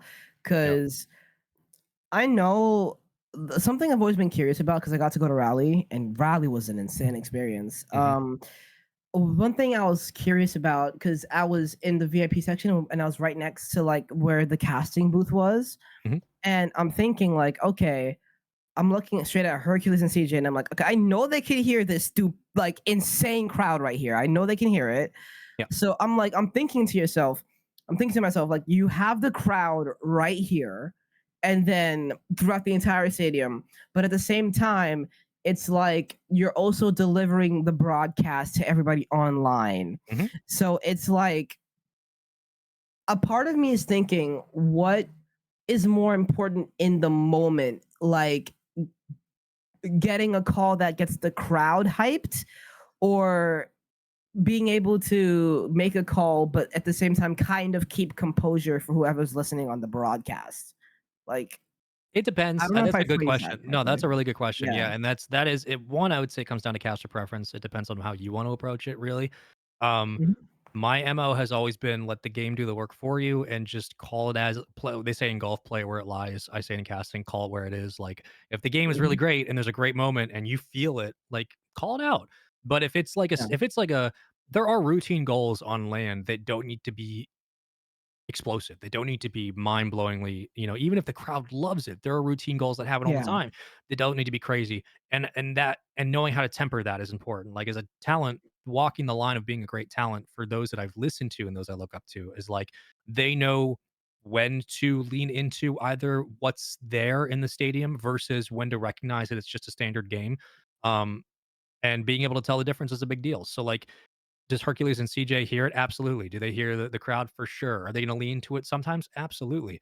But really at that level, at that specific level of commentary, those talent, they understand the difference between when to lean into something and when to make something a big deal if it is, versus letting routine things be what they are. Um, and Mm. and usually there's overlap. It's a Venn diagram, but it's just yeah, it really depends on the talent, because most of the time you just have to treat it as you're calling the game as if you're at home. You just have to treat it like if Yeah. it's worth the praise and the hype, I'm gonna hype it up. If it's not, then there's other ways you can interact with the crowd without being a hype caster. There's other ways you can break down the play or encourage the play or highlight a moment without just yelling about it. There's other ways you can use your vocabulary or you can change your cadence and like there's a lot of technical things you can do to make an audience Yeah. interested in what's going on outside of just yelling about it. So it just comes Yeah. down to personal preference really at the end of the day. I know you were talking a whole bunch about like your own calls and stuff in casting and like you didn't like how you botched the call here or there. But for you, what might be your favorite call? And besides for the Rule One moment in the Mm. Vitality series, what might be your favorite call in your favorite series to have experienced while being in RLCS? Favorite series probably goes with favorite call. I liked my top shelf slot call with Real One Vitality. That was a nice, like me and Isaac had a nice moment there. But my favorite call, honestly, um, was with is K Corp Gen G semifinals Worlds. One, it was a big deal. Two, like it was a big deal at the time because it was my biggest match I had done in RLCS, and it was the last match I was going to do on that Saturday for that World Championship. So it was like I wasn't happy with my performance that weekend, and I wanted to go out with a bang and actually like really do a good job. And I think I did. And at the time, we knew in the 2023 season, we knew that talent changes were coming. Like we knew early that this might be the last rodeo for a lot of us. So we all kind of went in saying, let's just do the best we can and just make the most of it. So I was like, I want to end the year at potentially a season. Who knows if I'll be here next year? I want to end it on a bang. So that was my favorite series I've casted because from a technical perspective, I didn't make many mistakes. I think I was really efficient. And from a pure casting the game at that level, what should it sound like? That is something that listening to games is something more casters should do. More casters need to listen and listen for the sound of what good commentary is, and I think that not like tooting my horn, but saying like I had focused on getting a sound correct that I wanted to sound like at that level, and that Yeah. was what I was happy about. But yeah, there was a in what three in game three, Vatira hit a elbow shot. Um, he drives up. They're playing Genji. He's driving up a game three in overtime. It's 1-1 or something like that. Vatira gets in space. They win a counterattack. Ball pops up to the corner. Vatira jumps up, hits it, and he like snipes the ball cross net. Like it's a beautiful shot. And Mhm. we were setting it up downfield. I was like, you know, Genji was trying to take the ball away, clear the backboard. You got it. And I basically said, like, I was like, you can't let Vitir have space. You must press here if you're Genji, which is true. And they didn't press. And then Vitir takes the ball up, gets a redirect, hits it. Michael Oh. achieves yells. Vitir comes through once again. Crowd's going crazy. And I basically said, like, from the elbow, do you doubt the two-time MVP? And like that was just it was really clean. It was really succinct. Oh. It was just like I was like, button calls are a big deal in Rocket League. Button calls of like short, precise, really not. It doesn't need to be. James is the best. James Bot's the best analyst in terms of color commentary. He's the best Mhm. button caller in the game. But just precision and saying what you want to say and conveying the message and getting it across. That's been a big practice. So yeah, in terms of like clean calls and favorite of just like if I had to show somebody this is how I would want to do the job at the top level, that one right there. I'm like, yep, that's exactly what I Yeah. wanted to do. Excellent. And then GG's, you know. Yeah, that's great. I mean, Yeah. okay, I was gonna switch to a different topic, but I want to say on this like one more. I think for you, first of all, when Achieves is yelling something, that means it's a pretty big Oh, it's a damn big deal, man. deal. It's a big deal. Yeah. So, I mean, I recently got to experience casting with that. First of all, he is a talented caster. He's a Like the monster. way, oh my goodness. Okay, I remember I was casting with him, and it was like I tried. I don't know why, but I tried to go down to his like level of being flat and monotone, and it didn't sound bad, but it didn't sound like my style at all. Like staying there the whole time, It's very and he's specific to so him. analytical. It's very Yeah. it is. Yeah. And then right after the series, basically paraphrasing what he said, don't ever do that again. And he's like it is very hard to do something like that, and you sound Sure. good regardless. Like I'm like, do I really? He's like, yeah. I'm like, yeah.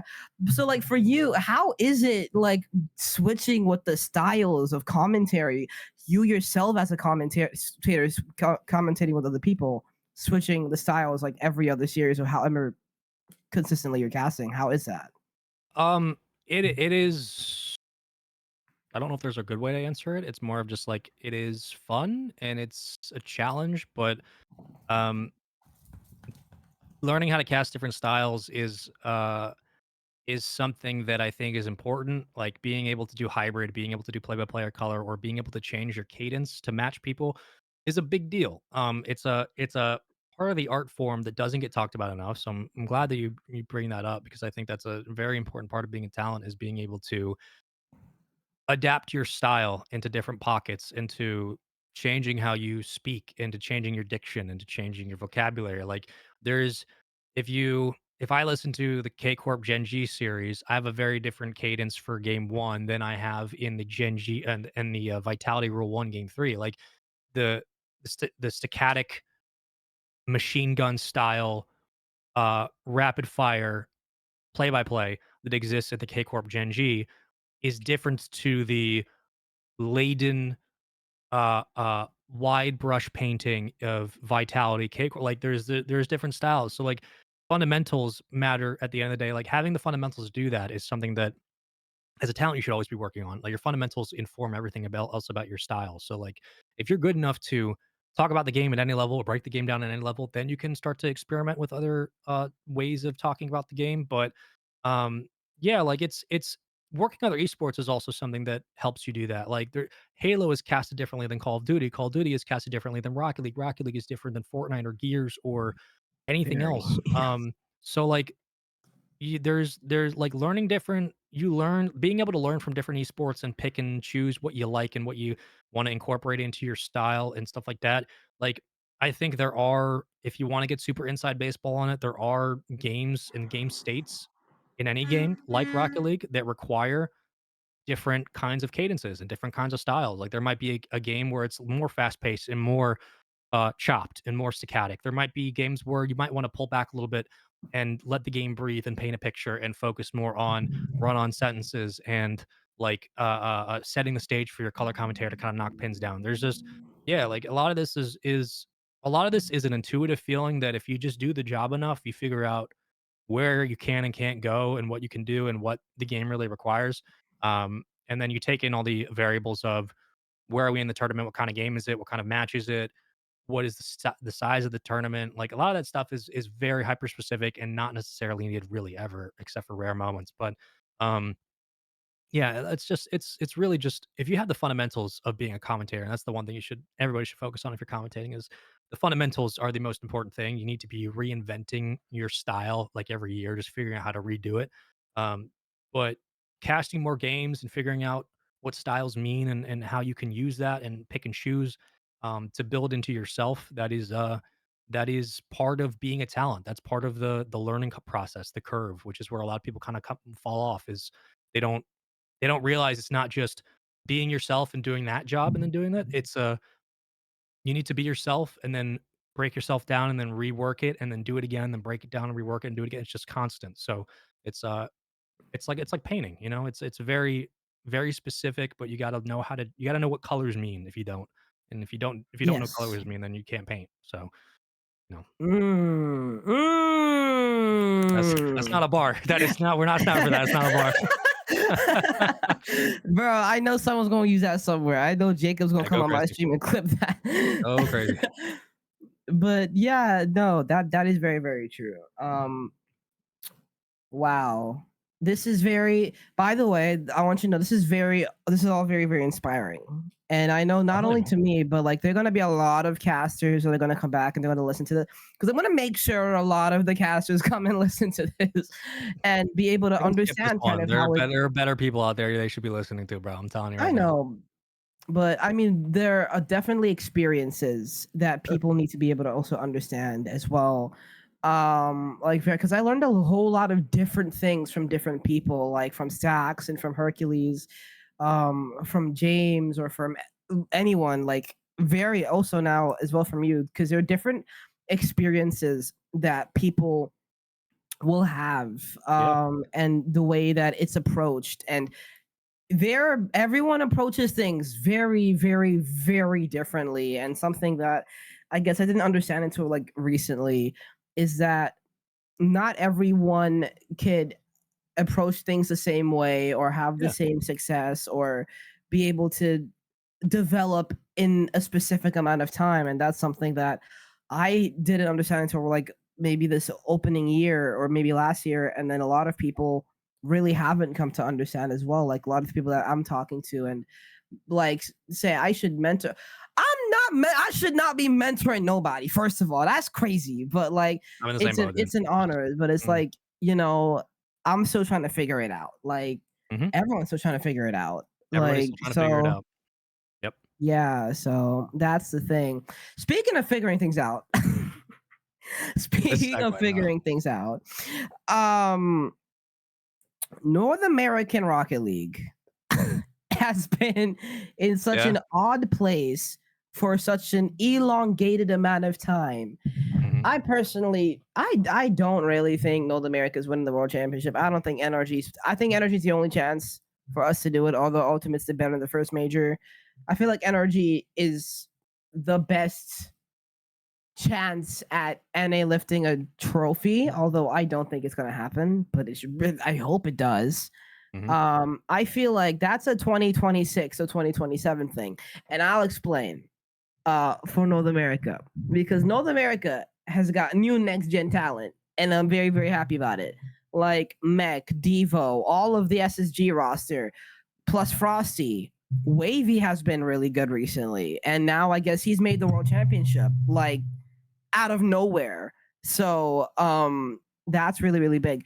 So I'm thinking like um don't take I'm saying don't take energy's current form or current gen for granted, and I guess the current gen is Mhm. like NRG, Reynolds, who's kind of fading a little bit in and out. First Killer, LJ, Chronic, Justin. That's kind of like the current gen slash old gen of NA. Um, so many people in this era are kind of judging and being so critical of it. Um, and I guess that very much includes myself. But I know, like in a year or 2 years from now, some of these names are obviously like going to be considered some of NA's best of all time. Like, believe it or not, Chronic is going to be in that conversation, and people say, "I don't know about that." I'm like, dude, if you see the things that he's done, his resume, he's definitely going to be up there, like theoretically, for some of the best players of all time in North America's history. Mhm. So either way, next season is going to be super exciting because SSG, NRG, whatever team First Killer's on, Mhm. and then maybe if Mech and Frosty team or whatever team Frosty's on is going to be competitive. Mech just showed what he could do in LCQ. Like that was random, very very random. But I mean, I was one of the people that was on the Mech hype train for a while. Um, and he's been very good. So it's going to be like I'm sure NA next year is going to be like a big four or Mhm. like a big five, and I hope it's going to be rotating teams winning championship or winning regionals, so it gives off sharpening iron type thing, and I'm sure that it will, especially that there's so much room for these kids to develop, especially like SSG because all the guys on SSG Scribbles is still 15. Reveal is 16 or maybe 17 now. Kofer's 18. Frosty, who's going to be on a different team, Frosty is still 17 years old. He might be younger than me. I'm not too sure. Like all of these guys, and then you have a 14-year-old who just made the semifinals of LCQ, Yep. and was probably called out as like the biggest impact player on that roster. Although Eris and Aqua were both amazing, like in Mech. So that's going to be the thing there. So let me ask you: do you trust that that sort of thing is going to happen, or do you think it's going to be the same thing like this year, where it could have been the same situation, but complexity never broke through? Space Station broke through before complexity broke through, which was very confusing for a lot of people. And that NRG and Alt or whatever team First Kill is on, because I don't think Mhm. it's definitely not going to be the same roster. I don't think it's going to be very it's going to be very similar to this year. What do you think? So, like, the question being, like, do I think next year is gonna be similar of, like, a top-heavy 1 or 2 teams or, like, have Hmm. more variety? Yeah, I Yeah. think the come up this year with, like, SSG, again, Worlds is important, but it doesn't tell the whole story of the year. I will always be a big advocate for having, like, I come from Call of Duty where we have 32 team open bracket world championship, like, it's just freaking chaos, and, like, that's the way I like it. I like open bracket events, so I'll always be an advocate for more opportunities for more players to play. I want more open brackets in Rocket League. I want more play show up that weekend and try to compete to get to top 16, and top 16 gets to play against pros. Like, I want that to be a thing. So I think North America will be in a better spot next year because there's been a more of a seeded effort to get young talent up into the ecosystem this year, and there's been more. It seems promising return, like between Talk, between Mech, between Scribbles, between a bunch of players, even Aqua, who's like kind of just quietly under the radar from 3 years ago, has gotten better and better. Like there's going to be, I think, more. Definitely, the retirements help to some extent, sure, but there's a new age of North American Rock League coming, and whether that you take that as a connotation of good or bad is up to people to decide for themselves. But I take it as just Hmm. we're seeing an evolution, like we're seeing a turnover. Um, France has had it, France, but Europe has had it for a little bit because uh, their system, their ecosystem, and their system of doing stuff is definitely different. But they invest a lot in the young scene, and I think North America Hmm. is just getting around to that. So I think this next season we're going to see, definitely you're going to see NRG, Beast Mode, Daniel, Atomic, if they stick together, they're going to see them continue to be maybe like the best team. Sure, there's it's tough to beat that. There's just the way it is. But the competition they have of ultimates, of a potential Gen G, of a potential anybody who might be forming roster SSG, like their envy might be coming back. Like there's Oh, I hope. definitely yeah, there's a lot of room here for the North American talent to spread out. and to be a little bit more interesting. So yeah, I think it's just how you look at it. People can be like, oh, it's we don't know what talent we're gonna have next year, and who knows if we're gonna lift the trophy or not. I don't look at it that way. I'm more looking at like what's the health of the ecosystem, what does the Hmm. competition actually look like, and the competition in NA looks like there's a lot of young talent coming up who not only just they're not just slotting in because there's an absence of talent. They're not just slotting in because there's a window to slot in. They're slotting in because they're actually good at the game. And if they're not good, they'll get weeded out. That's just natural competition. But Yeah. there's talent that's actually legitimately good at the game. Are they as good as Garrett? No, but it's their first year. Are they as good as Justin? No, but it's their first year. Like you got to give them time. Hmm. But in terms of like again, the floor raises every single year. So the floor of talent is going to be higher next year than it was this year. And those pushing the ceiling will continue to do so. And more as the game evolves, we'll see better and better talent. So NA might be in a weird spot, but like we have NRG and a really young core of players who can absolutely make some damage on land. Like SSG can go to land and really surprise people. So I this hope is so. Oh my this is goodness. a brand new slate to expect the unexpected. So now transitioning into a very general topic, and I want to spill off of this into something else before we Okay. get off because I am dying in this heat right now. And bro, you must be Um, struggling. Yeah. Dude, I don't know if you've been seeing me wave my hands all over the place like a crazy man, Yeah, man. but dude, I'm trying over Wear a here. polo too. Um, God bless you, bro. oh yeah, dude, it's. I hope I don't have tennis practice later. What day is it? It's Tuesday. Oh, thank God, no. Oh my Yeah. God. Um, but yeah. So, in your opinion, Mm. the greatest players in Rocket League esports, there is Turbo Posa, there Mhm. is Monkey Moon, and there is K-Dop. Who is number 4? Ooh, that's a great question. I put you on the spot. Damn. Rattle, rattle, rattle, rattle. Ooh, if Atira had a world championship, he might be up there. He doesn't, so I can't put him there. Um, I would Cannot. say Garrett.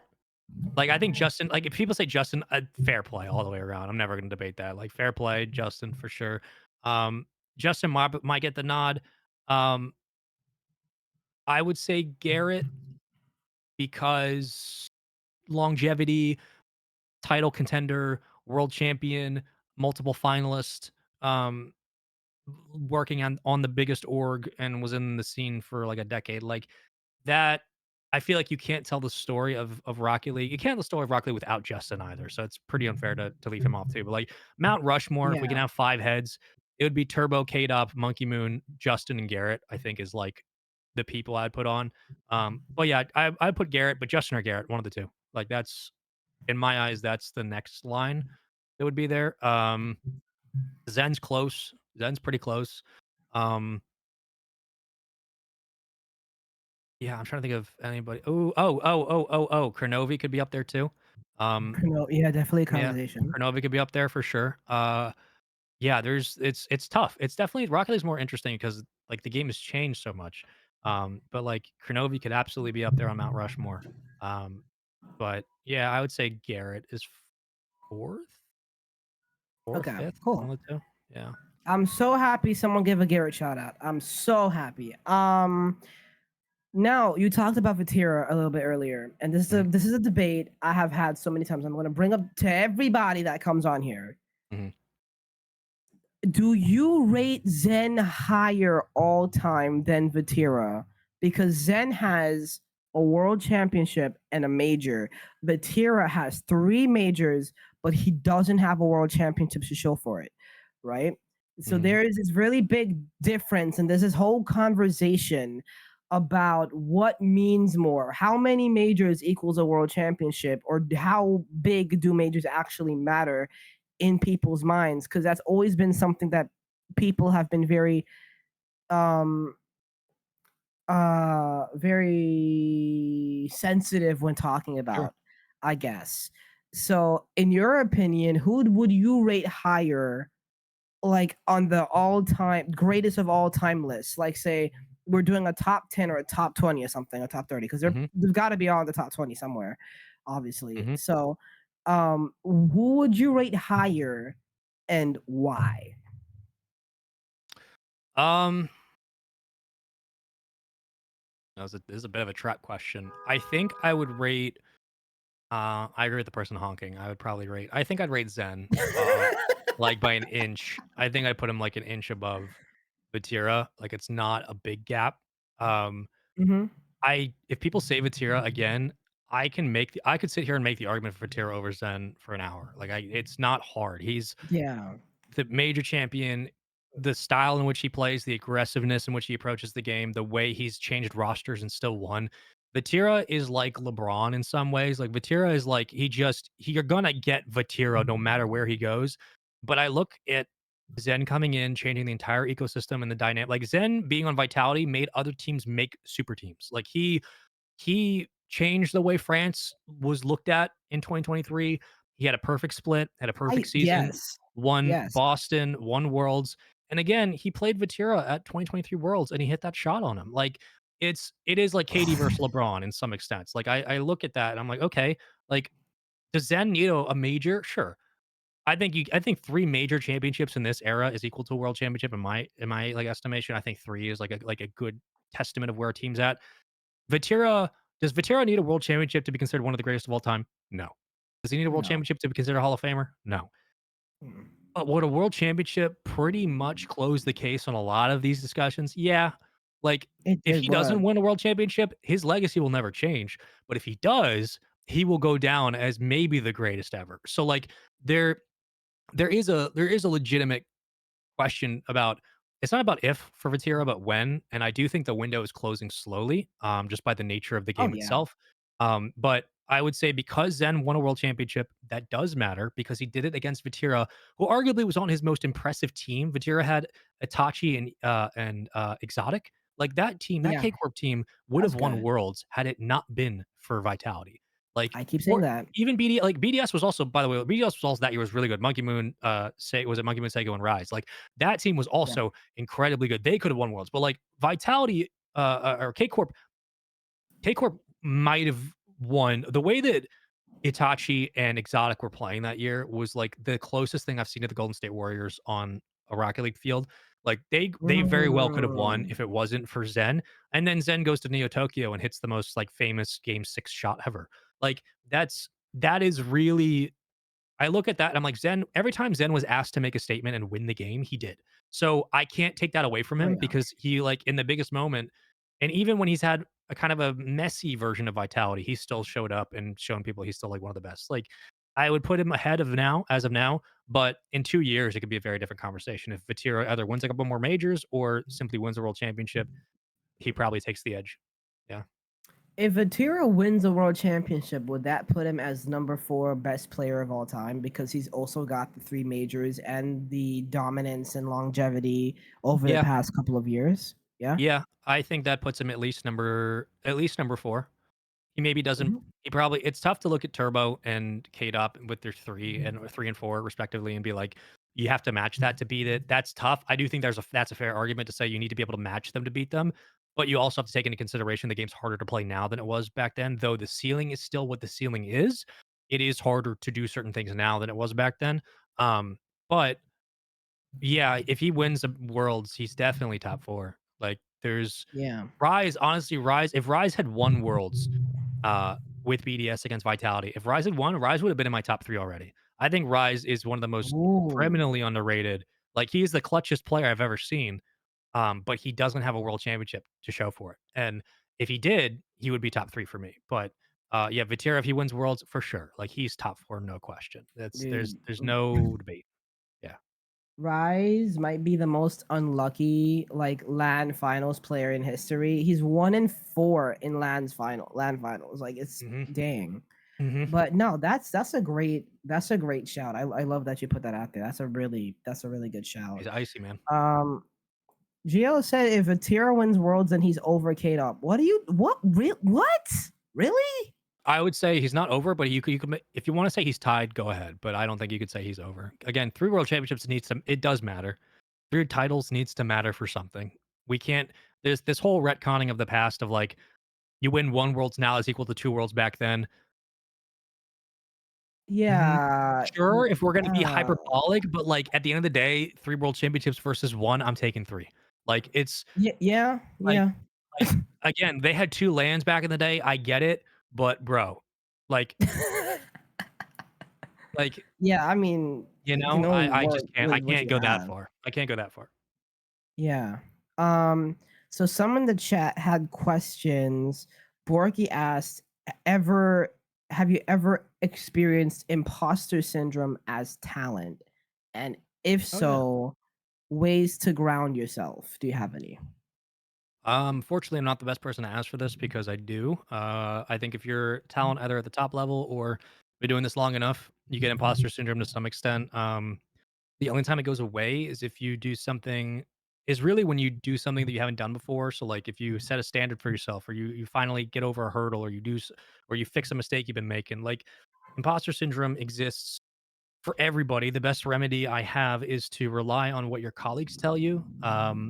You can ask Wave, you can ask James Bot, you can ask Jorby, you can ask the Chiefs.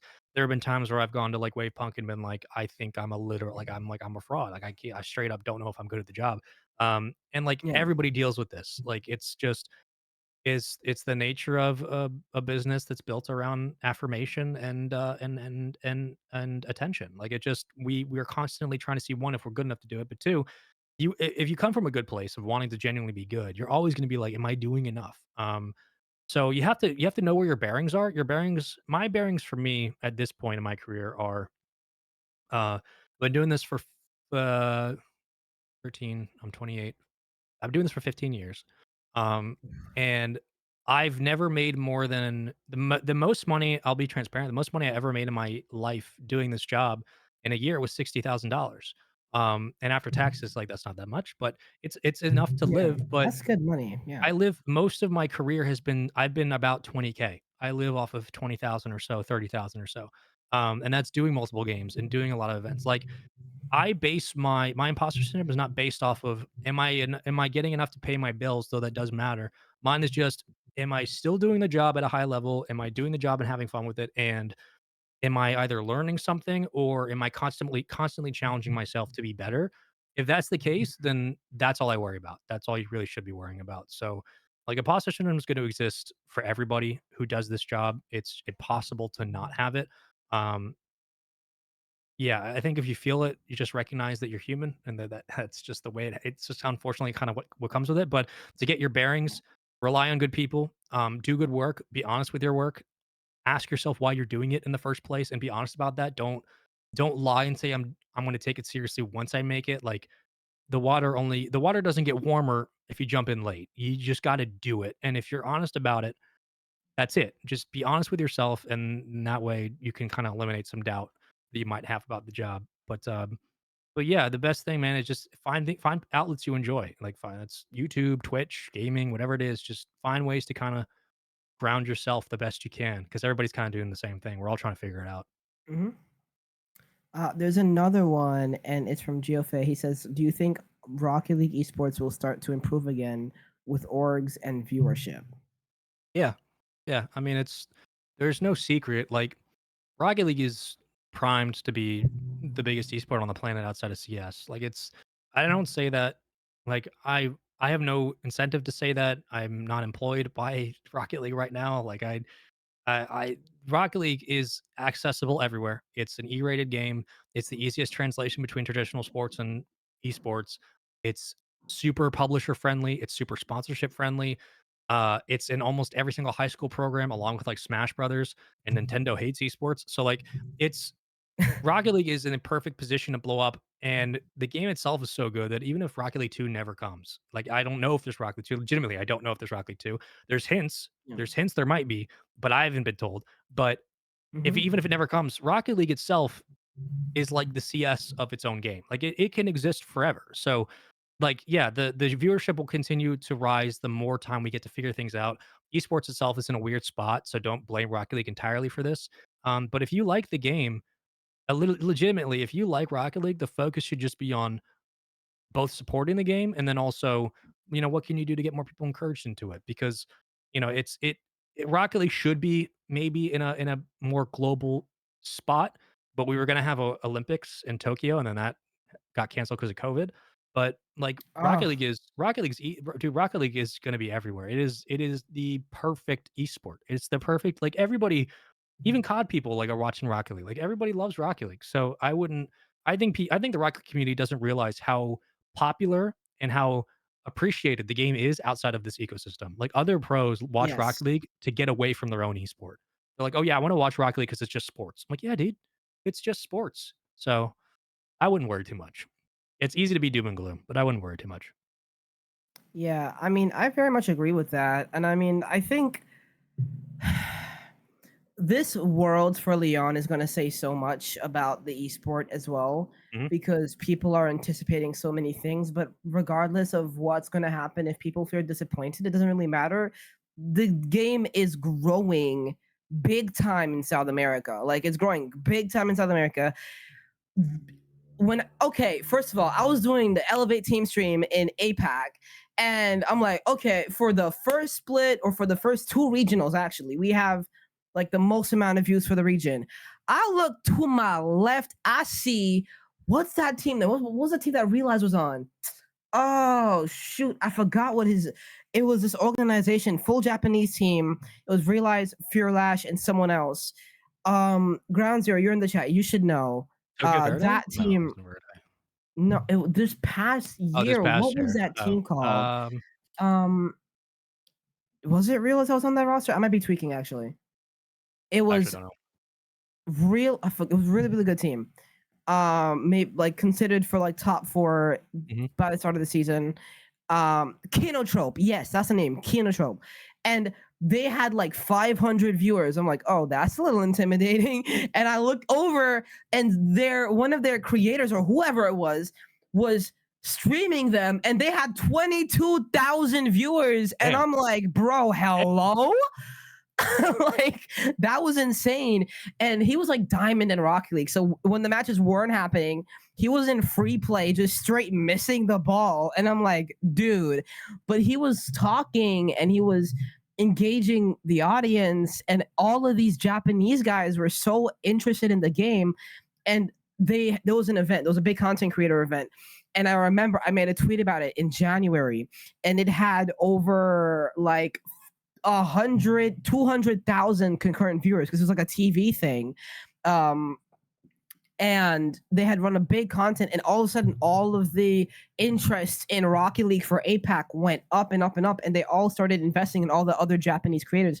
So as long as there's a lot, mhm, obviously there's a lot more people playing the game now, especially in APAC, because of what these APAC creators have been doing, just involving Rocket League and all of these little creation stuff that has happened. So I think for me personally, Rocket League can only go up because I feel like the higher esports itself, like the best of esports, is dominated by the APAC region in so many different esports, like in League of Legends. Whoa, right? mhm, So I feel like if Rocket League can develop, if could catch the attention of a lot of these guys in the APAC region that are in mhm, other games, if they could give Rocket League some highlight, and maybe there could be a couple of like Sphinx is an amazing player even outside of just his own region. If mhm, people can invest in players like that, like Sphinx, that can go global, it's going to be insane. And just like Ground Zero is saying, in Sam, there's been like an insane amount of people playing Rocket League, yep, and in SSA somehow like Rocket League's been growing in SSA, although all the controversy that's happened, people are taking interest in the game and are finding a home there thanks to the people like Graybeard that's down there mhm, making it as big as it is and as mhm, homey as it is. So I think Spaceman's very right. I think Rocket League can really only go up, and if it's taken care of correctly, it can be super, super mhm. big time. Yeah. You gotta Um, remember that Rocket League also isn't in China. Like, legally, it's not in it China. So right. if What? Rocket League ever gets to the Ugh. Asian market, like, there you go. That Yep. that really pissed me off when I learned that. Like what? Why aren't the China? Like why aren't the people in China like taking up Rocket League? Like my friend's like, oh, you don't know. I'm like, what? Rocket League's literally not in China. They have their own version of Rocket League. And Mhm, I remember we looked at one of the creators' videos. First of all, it's really big over there. Apparently, their own version of Rocket League. It is really big. mhm, And I looked over at the people that are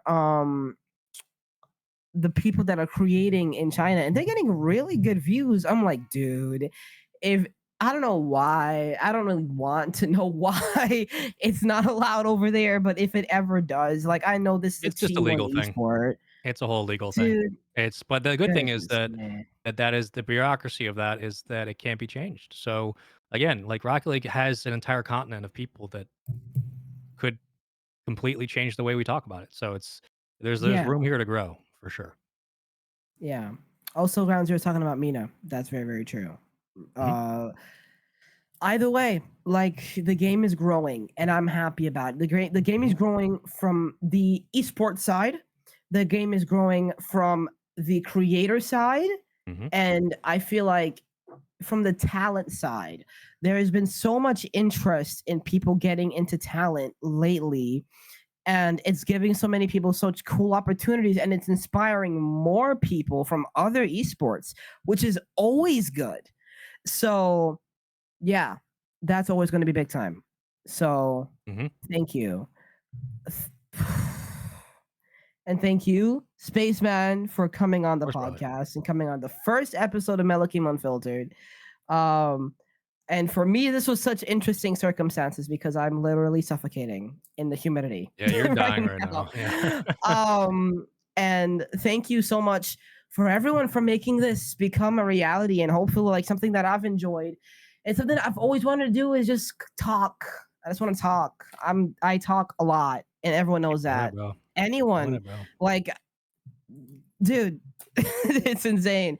Um, so oh, Ground, before I do this monologue of an outro, Mhm. Grounds your ass. Spaceman, he knows you're looking for work, which I'm like, yes, but will you be doing more Rocket League created related content? That's what he's asking. Yeah. Yeah, as far as I know, I've got no intention of leaving Rocket League anytime soon. So, uh, I always my I'm always poking around with blasts and stuff, and figuring out what maybe team streams look like next year. So yeah, I don't plan on going nowhere. Yeah. Um okay. Guys, this has been an amazing day. A great wow, it's 4 o'clock already on Eastern time. Goodness me, the day went Boy. fast. But thank you so much for everyone for letting this happen. Will, the guy who does the shift graphics, he made it. He came and did the graphics for me too, and he did a great job on it, especially the banners, the logos, and that that thing I posted on Twitter, that graphic I posted on Twitter, that was super cool. Great. Um, my friend Braden Prozac for actually editing the text and everything, and doing these little improvs on that as well. Uh, as well as people like Geofei, who's in the chat, being able to come and help with the editing and the all of the additional stuff. So thank you for everyone that's able to make this a reality. It didn't feel like 2 hours. Actually, it felt like time No. was fast, like so fast. Like that's another thing about time. Time's just flying. So thank you so much to everybody. Thank you, Spaceman. It's been the Sure. highest honor, first of all, for you to come on the podcast and talk, and to have you as my first guest. Thank you, brother. Absolutely amazing. Keep doing your thing, man. Um, thank you so much. Everyone wants to see more of you. You're such a lovable character. You're such a relatable character too. Like the Yeah. way that you to think and you talk about the game is so cool. So hopefully I want to work with you in the future. I know we spoke about it last year, but hopefully we get an Come on, bro. opportunity, right? I'm on my hey man, you know where to find me, bro. All right. If something pops up, we gotta I mean, at some point we're gonna chop it up for sure. I mean, For it's sure, yeah. yeah, absolutely. There's no doubt about it. Yeah. So I've seen your work. hopefully, Oh yeah. thank you. Thank you. So I Yeah, hope bro. we get to do that hopefully in some type of the near future, before I end up like passing out about trying to make everything work together. But it's been so cool. And there's gonna be more things, and God willing, everything for you is gonna come together, I'm sure, because Very much love, bro. you are like an amazing person. So Much love, brother. I appreciate um that, brother. thank you everyone for tuning in. And Little Joe, hello, Mr. Producer, following me literally everywhere for the past like 2-3 years. Unbelievable. So thank you so much for everyone for putting this together, and everyone Y'all for better tuning follow this in. channel, man. If you don't follow my kid, if you don't follow him on Twitter and on Twitch, I'm never coming back. So Follow him right now. Give the man some love. Works his ass off. Come on. What we Thank you doing? so much. I appreciate that. And y'all gotta follow Spaceman. Shout out your socials real quick. So when people see this on YouTube and on At Spotify, Melekiym wherever. on Discord, on Twitch, on Twitter, at uh at Elevate Gaming, where you can find my boy casting at Tennis Court, local New York, where you can find him Yes. stirring it up like oh, what's a good tennis player? Novak Djokovic, Yeah, Giannis no, that's the guy I Sinner. was thinking of. Yeah, Novak Djokovic. There we go. Yeah, exactly. Yeah. My plug is gonna be Yeah. follow this man on all of his podcasts and platforms. That's it. Follow Aw, him. thank you so Come on much. now. I really Come on now. appreciate that. Yes, sir, brother. Um, all right. So thank you everyone for tuning in. So the past 4 times. Wow. I guess with the more time I've been away from casting and hosting stuff, the worse my outros get. I hope Gex never sees this That's because how it he'll works, be dude. bullying me on this forever. Oh my god. But yeah, thank you so much. Of course, brother. Everybody, hopefully we could get to do this as frequently as possible, hopefully the same times, hopefully as consistent as possible. But then again, the most favorite part of me doing this is that I could do this on my own terms and my own schedule. So I don't want to pressure myself on it to be able to make it feel enjoyable for myself. So thank you for tuning in. We will see you on the next episode of Melekiym Unfiltered. But for now, thank you, Spaceman, for tuning in. We'll see you next week.